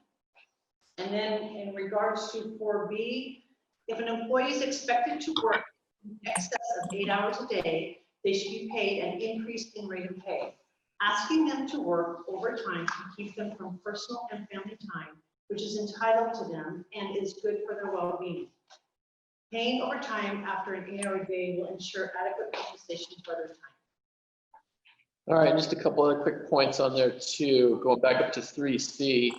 This again is an attempt at trying to get less than 4-hour folks that aren't getting benefits put into a position where they would get benefits. And even a full-time job if it's, you know, if it makes sense. And that's why we're putting it, that's where we're trying to get to. Going down to 4C, where it talks about comp time. There's been some interest expressed on being able to have a rollover factor. So people being able to roll from 1 year to the next rather than cashing it out. So what we've done here, as you can see, we've upped the amount of time that can be banked, be rolled over to the following year. and that it would be reflected on a pay stub so that folks would be able to keep track of it on both sides as they schedule this time. And that's largely what that is. I'm sure we got some questions. Okay, I lost you there. What you were first talking about 3C, Correct. and that was deleting the less than 20-hour a week person. That's correct. And then what were you talking about? Down under 4B, or actually 4C, section below. We took a stab at putting together some language to try to set it up. There's some people that have been interested in being able to, rather than just cash out their comp time at the end of the year, being able to roll it like some places do, like Corvallis, for instance, they can roll it over. Some places like that, Lincoln County, where they can roll it over and they can utilize it the following year. But they tend to have a little higher bank levels if that happens. So we adjusted the total hours and the ability to roll it over into the following year to be utilized. And it still has the cash out provision at the bottom there. And it would be reflected on their pay stubs so they know how much comp time they have, just like they do vacation or sick pay or whatever. It would be reflected on their little field on there where it would say, hey, this is how much comp time you have to use, you know, so that they can schedule it. That's the idea. So why would anybody ever accumulate 80 hours? That's full-time, that's 10 days. I mean, if we rolled that over to the next year, we'd have a huge amount of time that we couldn't count on that person being there. So I'm not certain why that would ever occur. I mean, do you have examples where people have accumulated that much comp time? I don't know about accumulating that much, but I think Vance can speak to some comp time issues that he's run across where people get cashed out at the end of the year. Well, Dan sent me an email in the last couple of days asking if we were interested in carrying comp time over. So I'm not sure what the district stance is on this. Well, no, and that's fair. And we're not, you got to remember, this is the first attempt at trying to do something we haven't been doing before. So it may not, you know, get it right. But the idea is to not have to pay it out at time and a half every year. If you can roll it over, you can utilize it the next year. There's a savings there for you. And it's a benefit for the members, right? So, like I said, we're not trying to, the 80 hours part is less important. The idea, I think, is like I said, Lincoln County is a great place, the example, where they have rollover comp time and stuff like that. I believe Corvallis does too. And it allows folks to, you know, utilize it. They still got to schedule it with their, you know, through their normal processes. And, you know, we can't have people taking all the time at once, of course. We have processes for that. But the idea is to add a savings, slight savings for you and add a slight benefit for the members. That's what we're trying to accomplish here. I don't know that we'd ever get 80 hours. That may never happen. You know, it might be that it is 40 hours and they roll over 40 hours and that's it. And they use that. I think the idea was just to have a bank of adequate size in case something does happen, you know, where they want to give them a bunch of comp time versus overtime. Well, I think that we got a bunch of positions and probably most of our positions where having a substitute in place of an educational assistant in a IDEA situation, a handicapped child situation. I mean, you know, for us to roll over that amount of time for the person to be gone and a substitute, that we got to be thinking about the interest of kids too, you know, and that's not a good situation to have that much amount of time with a stranger coming into the classroom. So I think we'd be very unlikely to want to ever provide that amount of time. I mean, it sounds to me like probably the supervisor and the employee should be talking about, you know, the amount of time that's being run up over the regular assignment. But so your interest there is enabling the employee to have more time that they can take off in the next year? It's more to have a bank available so that they can roll from one year to the other without having to cash out every June at time and a half, which I think is probably why Vance and I were having the discussion about rolling some over, because taking the time off as comp time is a savings versus taking time and a half. I think we're getting fixated on the hours. That's not the attempt here. Like I said, this is just, I don't know how you get 80 hours of comp time either, quite frankly. I mean, I'm salaried, so I don't worry about it, but I don't know how an average worker would do that. And I suspect that a lot of this is probably your 12-month employees, if I had to guess, versus your 10-month employees. But, you know, our interest is in having the ability for them to be able to roll it over. Obviously, just like any other leave, they would go through the normal processes, working with the people they need to, the supervisor and whatnot, to take that time. So it wouldn't be a surprise. I don't think well, I can say I know we're not in the position here to like try to make it so that the kids suffer. That's not what we're doing here. We're trying to figure out a cost savings for you that also benefits the members in more of a win-win situation. I really don't want to get bogged down in the hours. This is the first attempt to try to address this. So if 80 is not the right number, we can have that discussion. But the idea is to have a mutual benefit here for the two parties. You know, I think that we can probably, you know, think about a counter here that might be agreeable. You know, I did send Vance an email this morning in light of the furlough, you know, and the fact that some employees, the week of emergency closure, gain some comp time. The furlough provision could limit them. And so my effort was to extend it for this time period so that folks that were planning on maybe using some comp time in June, that now, because of the furlough provision, cannot do that, right. To extend that out a little bit further. So I do think 80 is a lot. I don't think we'd want to go that. I don't think we would want to necessarily have it go on forever.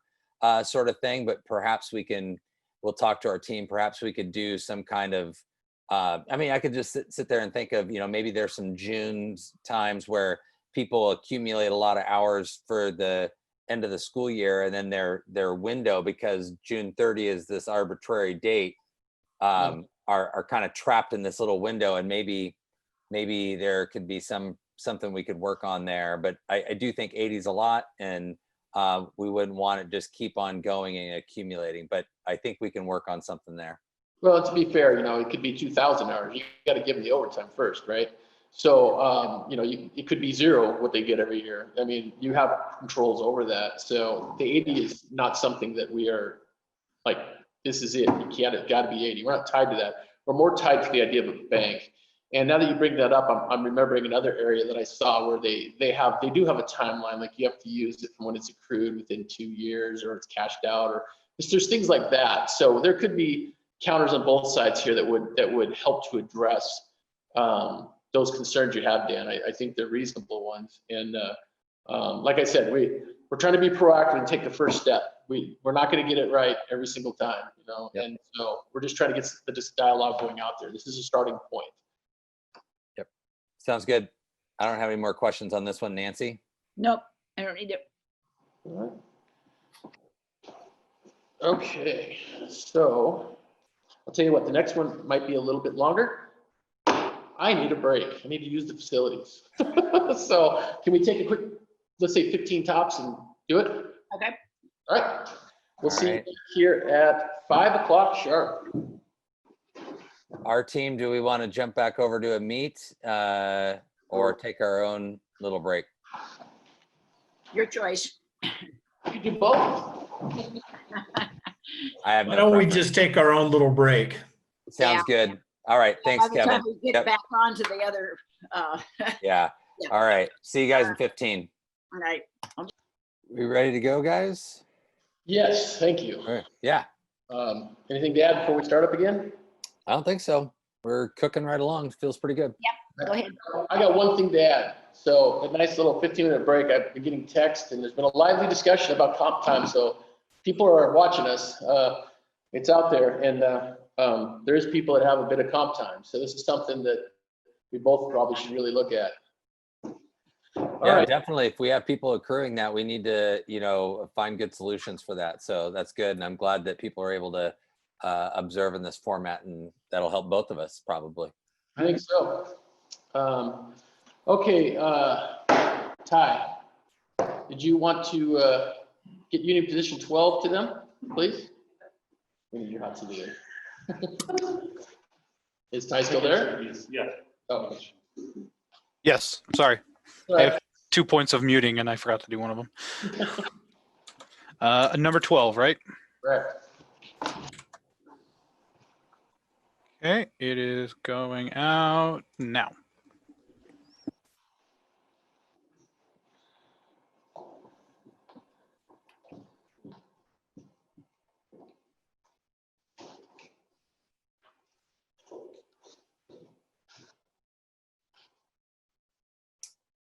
Send it on its way.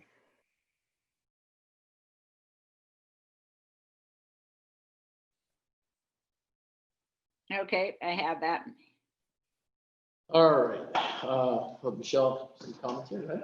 Yeah, so there's a little bit of housekeeping in this one, and then also you're kind of just gonna have to read through it and see the different changes we have, but basically all these changes are gonna strengthen the fairness for employees that we have wishing to stay within the district. The employee should not be forced to change positions or locations without their consent. We need to have agreements in writing and with representation ahead of time. And so that kind of goes over most of the first part there. And if you go down to reclassifications, 30 days should be ample time for probation. If not, then they have a chance to correct and prove themselves. This can save the district 30 to 60 days of uncertainty of an employee. Thanks, Michelle. Yep. Like Michelle said, there's a number of changes here. So why don't I give you a sec, take a peek, then you can ask questions as you need to.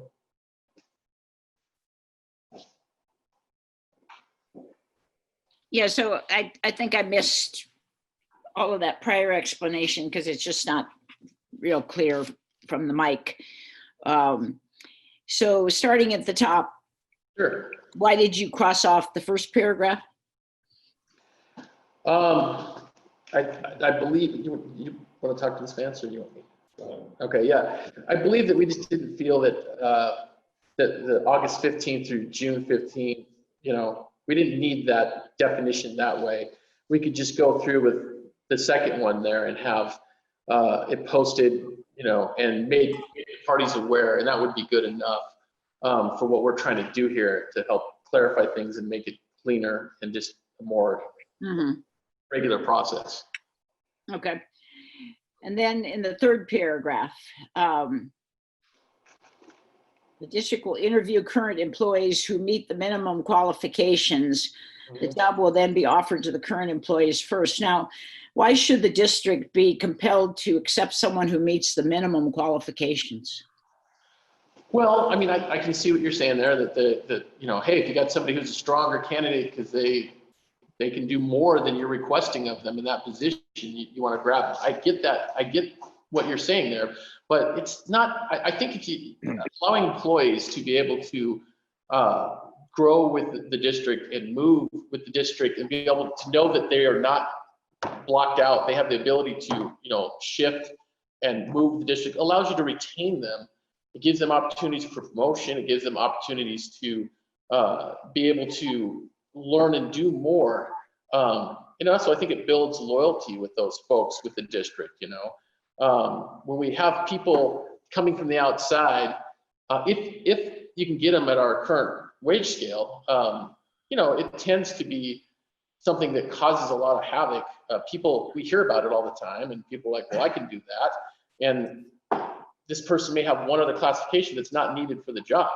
So why would we not want to do this and promote from within and use our people, give them a sense of, owning, their job with the district by, hey, I can move up to this job if I work hard and I get the training. Oh, I can move up to this job.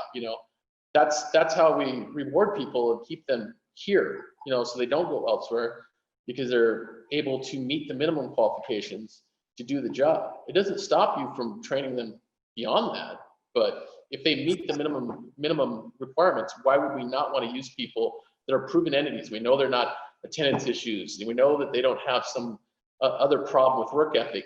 They're people that are known quantities. Why would we not want to do that? Well, I imagine you have quite a number of members of your bargaining unit who were selected from the outside. They may have been selected over someone from the inside. So it sort of means that you're, I guess, in a way, dismissing their qualifications for the position. But I guess the concern here is that the district needs to be able to choose, from among qualified applicants, those people who meet the requirements in the best possible manner. And then a lot of times that will be our current employees, because they do have an advantage of knowing the district and so forth. But I don't know that we're going to be comfortable with the idea of hiring people just because they meet minimum qualifications. But go on. You've got some different timelines in here, I see. Right. Before we jump to that, I would just say that I don't think that we are dismissing those folks that were hired from the outside. What we're saying is that, hey, look, because this could apply to them just as easily as it could to the people that, have been here their whole time, because there may be a job open up that they want where they meet the qualifications of what you need, but they don't have the extra bells and whistles that you would like to have. But they, this could be something that allows them to advance and to move on and to do something different rather than the same job for 20 years. They can move it around if they choose to and do something that some people need that. And it just builds, good feelings, I think, with the district. It builds the relationship. It allows people to feel like they're getting a fair shake. I think that bringing people constantly from the outside, when we have people, at least maybe not in every case, but at least in some cases, that are able to do this work, I think that builds a lot of goodwill and trust with your employees, and I think it allows them to have that feeling of belonging and part of a group and a family. And I think that when we pull somebody from the outside, whether the intention or not, if they can do the job, the intention or not it's kind of a slap in the face, telling them that, hey, this person's better than you, or hey, we don't care that you've given us your last 10 years. We're going to take this person who's been here 0 days and give them that job. I think that creates this undercurrent that is not helpful for building a good relationship with the district. That's why we have it in there, just to be clear. So can I interject with a question really quick, guys? Absolutely. The way I'm reading number 3 is that if I have a position open and there are in-district people interested as well, I have to offer them the job first. I cannot offer the job to somebody coming in from the outside, regardless of the bells and whistles they bring. Is that correct, Hobie?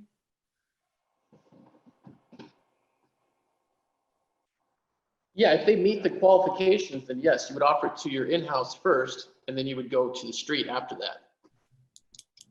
But they'd have to. What if the person from outside the district is,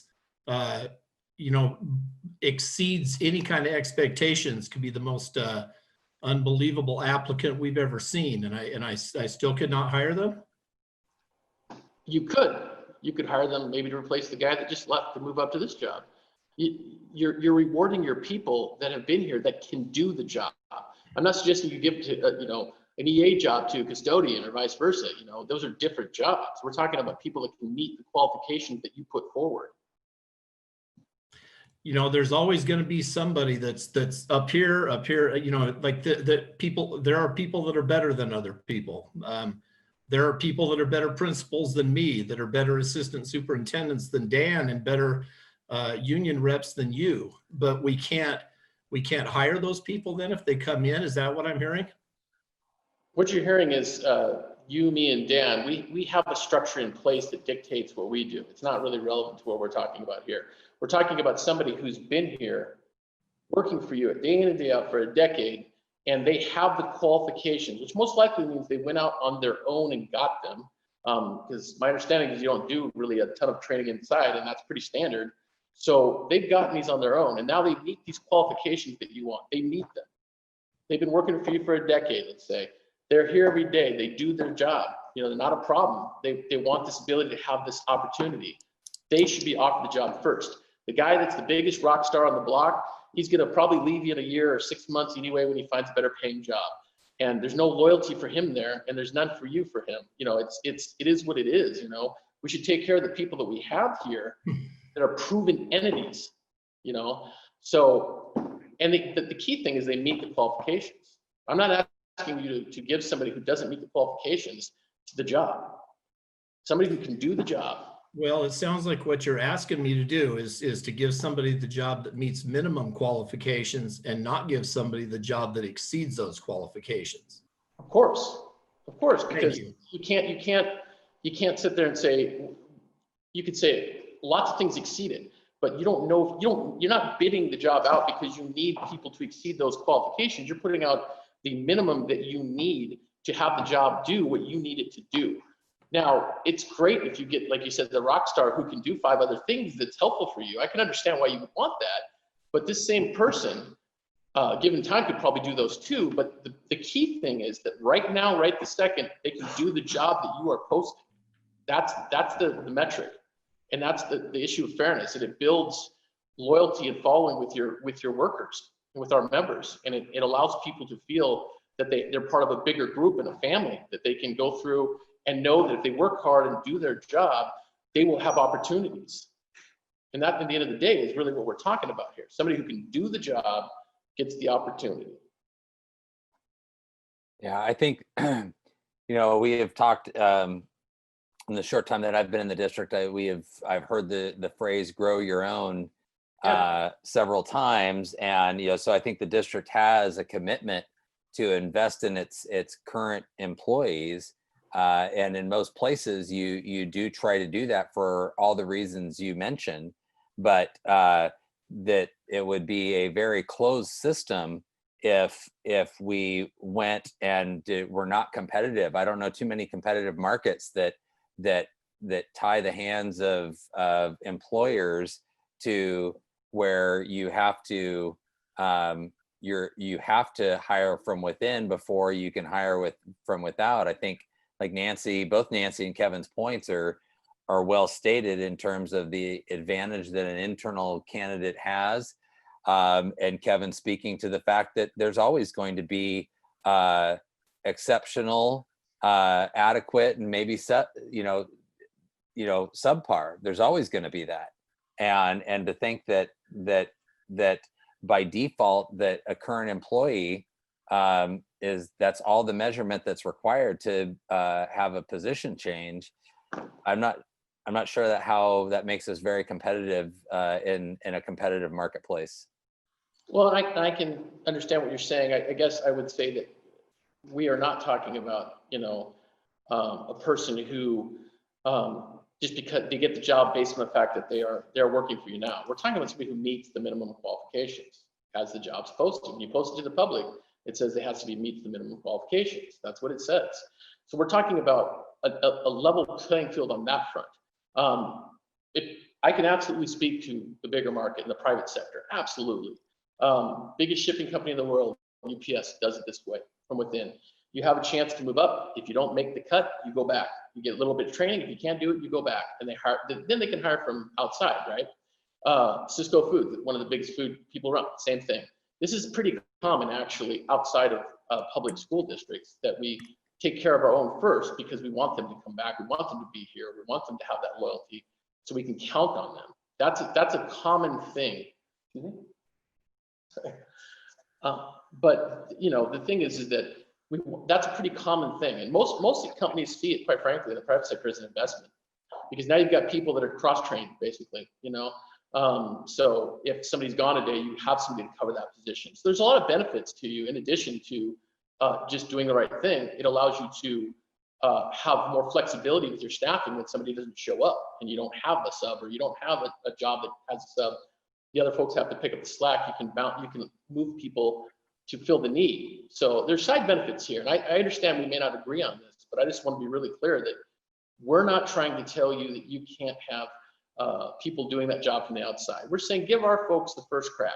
They meet the qualifications. Let's see how they do. We've got a process proposed that would allow them to be in that job, to figure out how they're doing, give them a little help if they need it. If they can't cut it, then they would go back to their old job. I mean, it's the ability to, start working on this relationship and building this. I've been here a short time. I've heard this complaint many times already. I've been kind of surprised, which is why you're seeing it before you in writing. So I would just say, I understand what you're saying, but I don't think it can be this boogeyman and this terrible thing for you to cross-train folks, get people involved, you know, have people that meet the qualifications, do the job, you know. I think it gives you other flexibilities, like I said. So I just think there's a lot of good reasons to consider it, but I understand if you don't agree.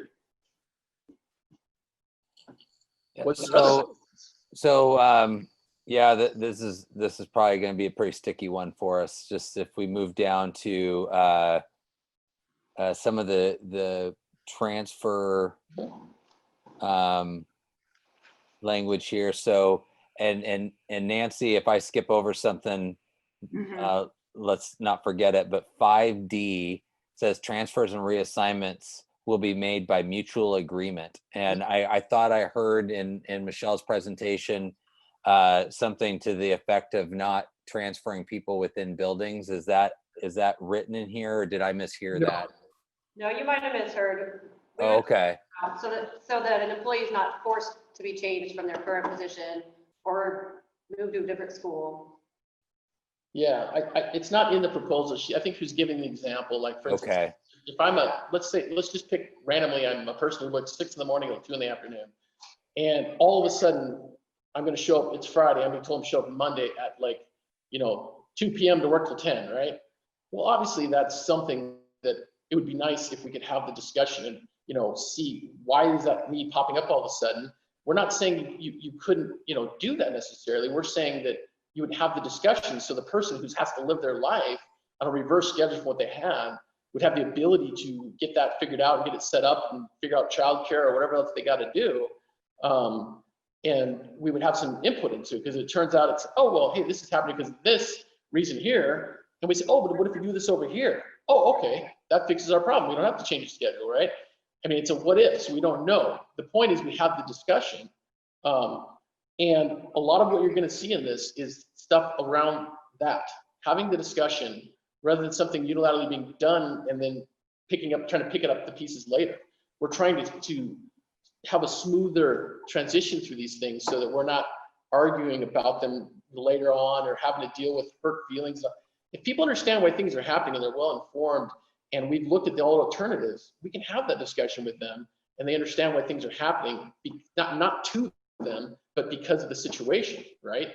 But that's what a lot of this is going to refer to. And this is a first attempt.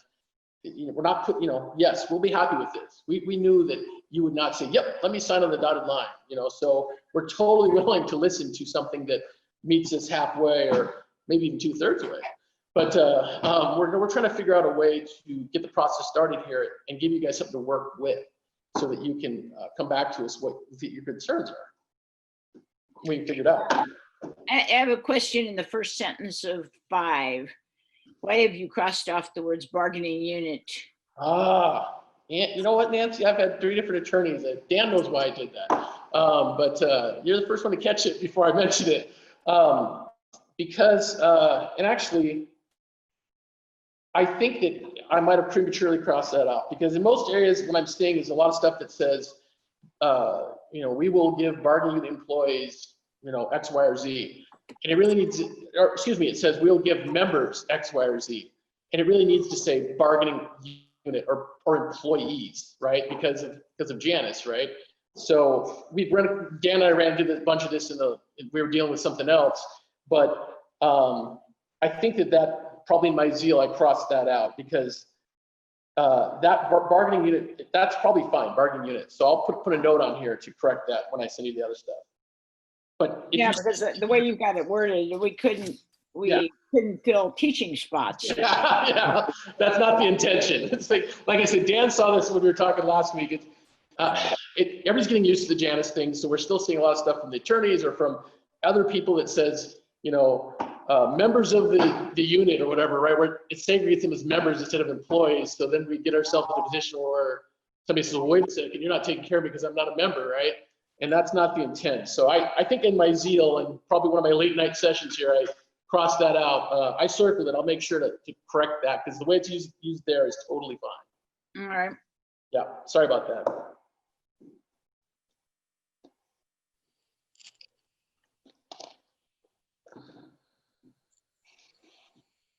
Well, Nancy, I don't have any further questions on this Yeah, one at the time being.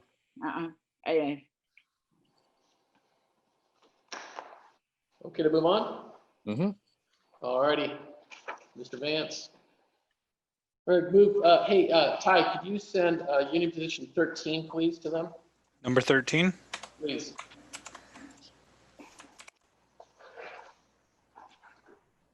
All right, it is sent off.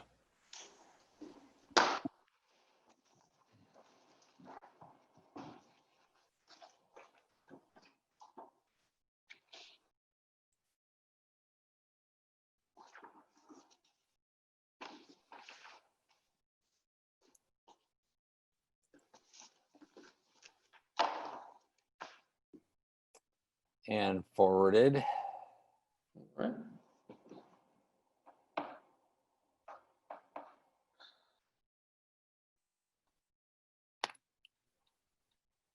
Okay, I've got it. All righty. Okay, so one of the changes you can find is in the event of a layoff, 30 days would give people more time to change lifestyles and or find new employment. Further down, there's another change so that when it comes to our employees, none of them should be working less than 20 hours a week and not receiving benefits. Well, can we go back to the top there? It's number 1. I didn't have a chance to look at that. That's all right, go ahead. You got a question? Or what were you done? Yeah, I'm finished. Okay, so did you have a question about number 1? No, just having an opportunity to review it here. Oh, absolutely, take your time, let me know when you're ready.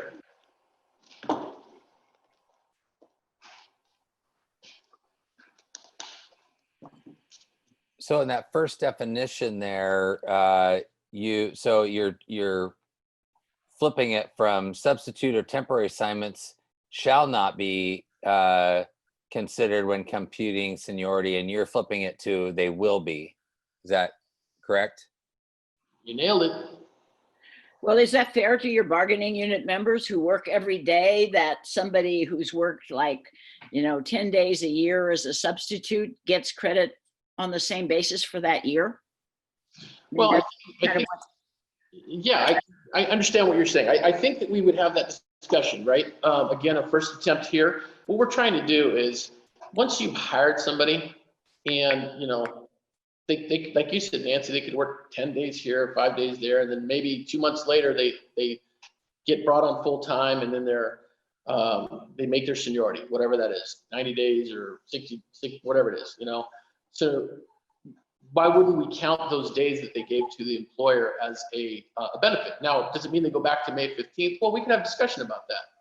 I mean, yes, the way it's written here, that's what it would say. It's May 15th and now it's June. So there's they work 10 days in those first 2 months. But we could have a discussion along the lines of, how we would compute that. And would it mean that their seniority would be back up 10 days instead of 90 days or 60 days in that period of time? We could have that discussion. And I think it is fair, as long as people understand that, this is the process, and, we're all working for the same employer. We're working for the district here. We've given our time, and we should be compensated and get appropriate benefits for that. I think that is appropriate for our folks. And yes, there would be some people, this would be a new thing. So older people would be, well, we missed out on this. And that's probably true, but it would allow us to write something that should have been corrected long ago, in our opinion, to allow those folks to be able to get full credit for the time that they're spending here working. Well, a RIF clause is essentially boils down to a decision of which bargaining unit member will lose their job, and which bargaining unit member will stay. And so the reason why seniority is calculated the way it is now is a judgment that just because you put in a couple of years as, substituting once a month or something like that, that doesn't give you the same amount of seniority as somebody who worked every day during those periods of time. So I think that that's the issue here. It's who's going to retain the job. I mean, I don't know. I guess if your bargaining unit supports this, it might be a different issue, but from our standpoint, we'd, I guess, be looking at people who have given the most service to the district as opposed to those who just, happen to come on first in a substitute position, which is kind of like sporadic work. Yeah, I see it. I see, if I could add to that, sorry. Yeah, I see a few problematic pieces to this one because, so for instance, we shifted to edu staff here. So if we take, the long view of seniority dates, we're going to have some that date back to when they were subbing in the district maybe years ago, and then some that are now that maybe subbed with us for a short time on edu staff, but they really weren't our employees or your bargaining unit members. So I see some problematic pieces in the language there. Kind of similarly with the temporary assignments, I'm not sure how far back historically we go to determine who was temporary, because I believe we have an MOU now that, hopefully we can roll into this, potentially we could roll into this contract regarding temporary status. And my final concern with this is that, you mentioned, well, we could have a discussion about this. I don't think that if we are in, a layoff situation, that people are going to want to be trusting us to have a discussion about something that's related to a layoff situation. I mean, people are going to want to know, they're going to go to this contract and going to go, where am I at and what's predictable? And so I just see, especially with the uncertain financial forecast, that shifting this language would be good. I think that's super problematic, especially given the time that we're in right now. So just to be really clear, when I had Tim, we have the discussion, I meant what we're doing now. So, and how that would look like, for instance, if using Nancy's example, if I work 1 day a month, for 2 years, do I get to backdate my seniority the first day I worked? Well, we could discuss that. Maybe it makes sense to say, oh, well, if you start full time 2 years later, maybe we back up your seniority 9 days, because that's what reflects what you actually worked. That could be a discussion we have. We could discuss it that way. That's what I'm trying to say is, again, and I'll probably say this a bunch more, this is the first attempt to try to have the discussion, because we wanted to bring you something so you could have some idea. And then that's what we're talking about now, is figuring out a way to make that a little more fair. I would say fundamentally, I could understand your point on a fundamental issue that people who subbed for 6 months, 2 years ago, and then come on and come full time now, I could see why you say, oh, well, they shouldn't have their seniority back up 2 years. I think that could make some sense, but does it mean we can't give them any credit for that time that they spent? So, maybe like in that case, it's 6 days, we give them back, they start on the 6th, we back them up to the 1st, right? For their official seniority date. There's ways we could talk about this and do this. We're not married to doing it this way. We are putting out a starting point and to try to have some discussions that would make sense. So I don't know if that answers that or not, but. Well, I guess my concern here, again, it's a question of which of your bargaining unit members gets laid off here. And some of your bargaining unit members probably, have come on and have lived under this contract for a long time. And now what you're doing is you're going to be putting some other people ahead of them in the line of seniority. And you better, I think they should know that that's happening, because some people who have come on as regular employees will be put lower than some people who they thought came on later, because those other people had worked some substitute time. So some of this is all about predictability. When we get into layoffs, the last thing you want is for people to be surprised at where they stand in the seniority order. And right now, they have a higher date, and those higher dates, I imagine, you've seen lists of seniority that have been given out in the past to now decide that we're going to sort of do a shifting of that list, and some people who thought they were higher now become lower and more vulnerable to layoff.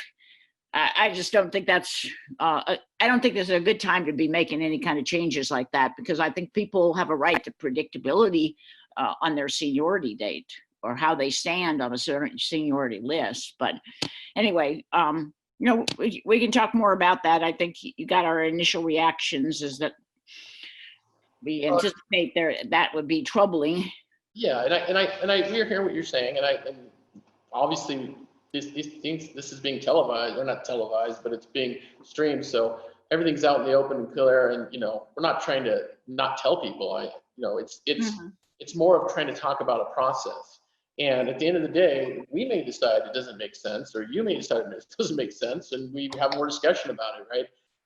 But the idea here, just to encapsulate the idea before we move off of it, is to try to give people credit for the time they've spent.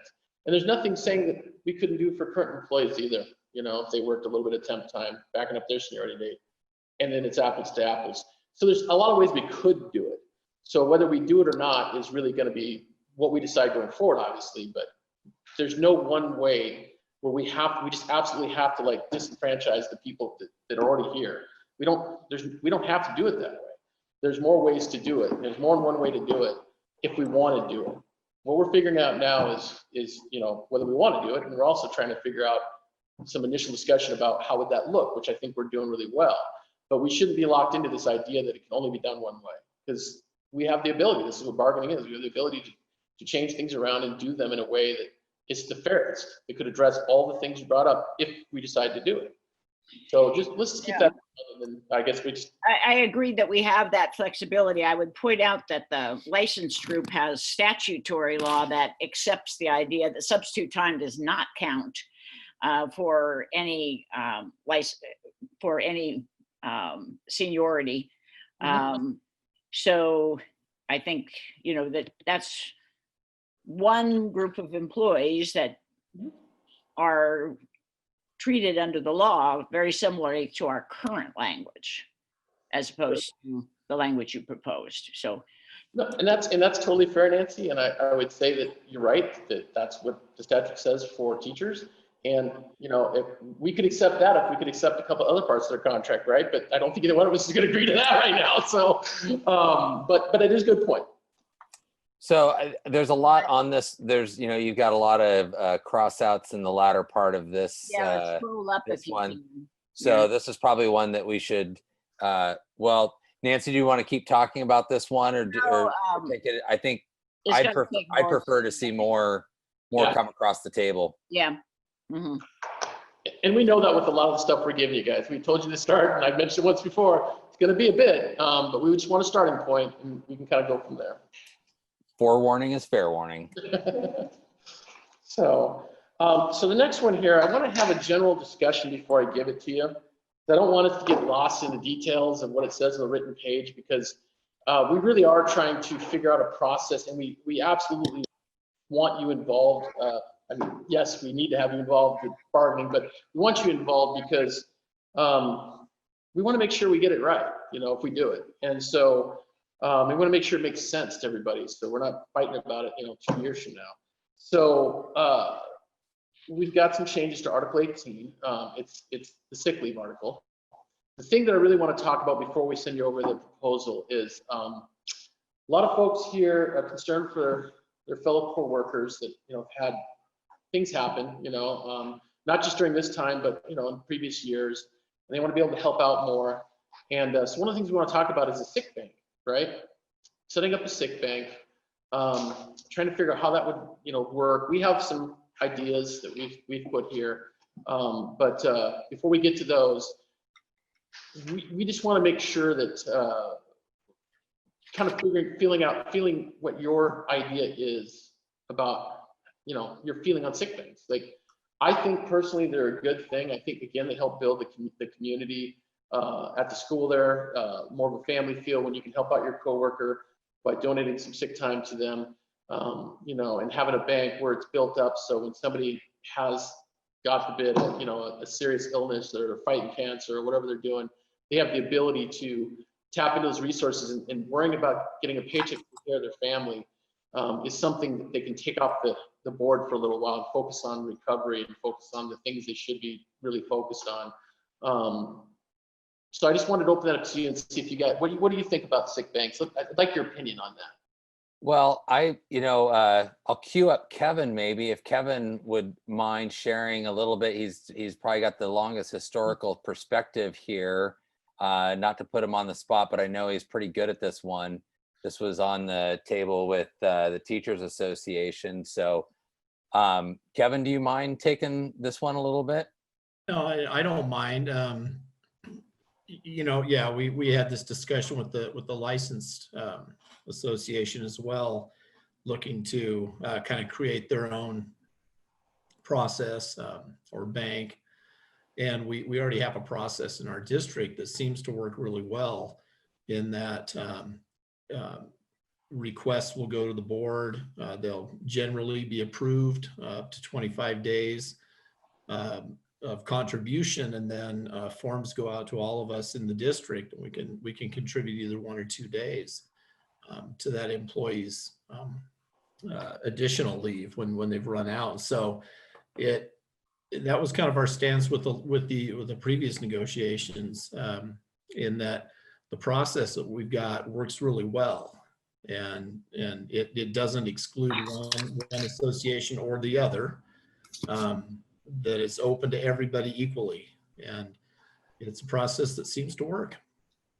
So Kevin, just to follow up so I understand, they would have to, how it would work is they would exhaust their, you said leave, you mean their sick leave, and then they Sick leave. or all of their leave? Sick leave. Sick leave, okay, I'm just clarifying. And then how many days would they be covered under your guys' bank? We don't have a bank. Or sorry, I guess I'm missing that piece a little bit. Yeah, our district, we don't bank days. I know districts do. You can donate them up front and all. We don't do it that way. When an employee needs additional sick leave, they make a request through the school board, through Dan's office, then it goes to the school board. And they approve that in an executive session type of setting, I think. And then all of us around the district have an opportunity to donate 1 or 2 days on every occurrence to those employees specifically. And Dan, check me on it, 25 days or 50 days? I may have misspoken earlier. The default is 25, and we've done 10 before if there was towards the end of the year or things like that. But 25 is kind of the default day increment, if you Gotcha. will. Okay, that's what I thought. And so Hobie, your group is very very attuned to this, because it's been used year in and year out through the district. So nobody's a stranger to our process, and it seems to work for everyone. So it's already been used by classified employees. Is that right?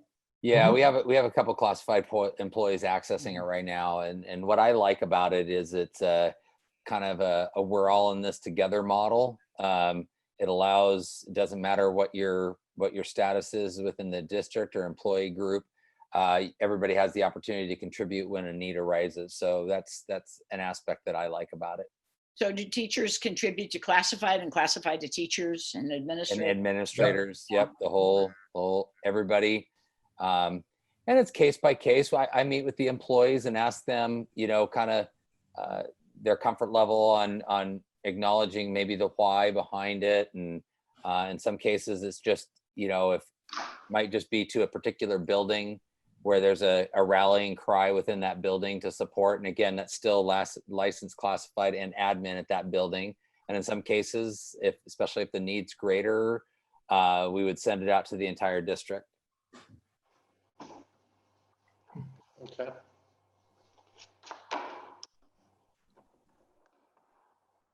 Why don't you give us a couple minutes to have a quick powwow? I want to talk to our folks real quick before we proceed any further with this, okay? Yeah, and just to kind of cognizant of time, and we have a board meeting at 7, maybe this kind of, after you guys come back, we can wrap it up. Yeah, let's end on this one, and then we'll go ahead and let me make another suggestion. Since we were due to adjourn at 6, I think what we're expecting is that tomorrow you'll just present your proposals on all of the other articles and parts of articles that we haven't seen. Yep. And I think it might make more sense if you gave us a little bit of time now, between now and 6, and then folks need to take a break. And you just talk to your folks between now and tomorrow morning, and then tomorrow at 2, and then bring in the proposal, whatever proposal you want to make, if any, on this article. And we not try to get, because every time we go back and forth, it takes like 5. And Yeah. Okay. Yeah. So we'll see you at 2:00 tomorrow then. Is that?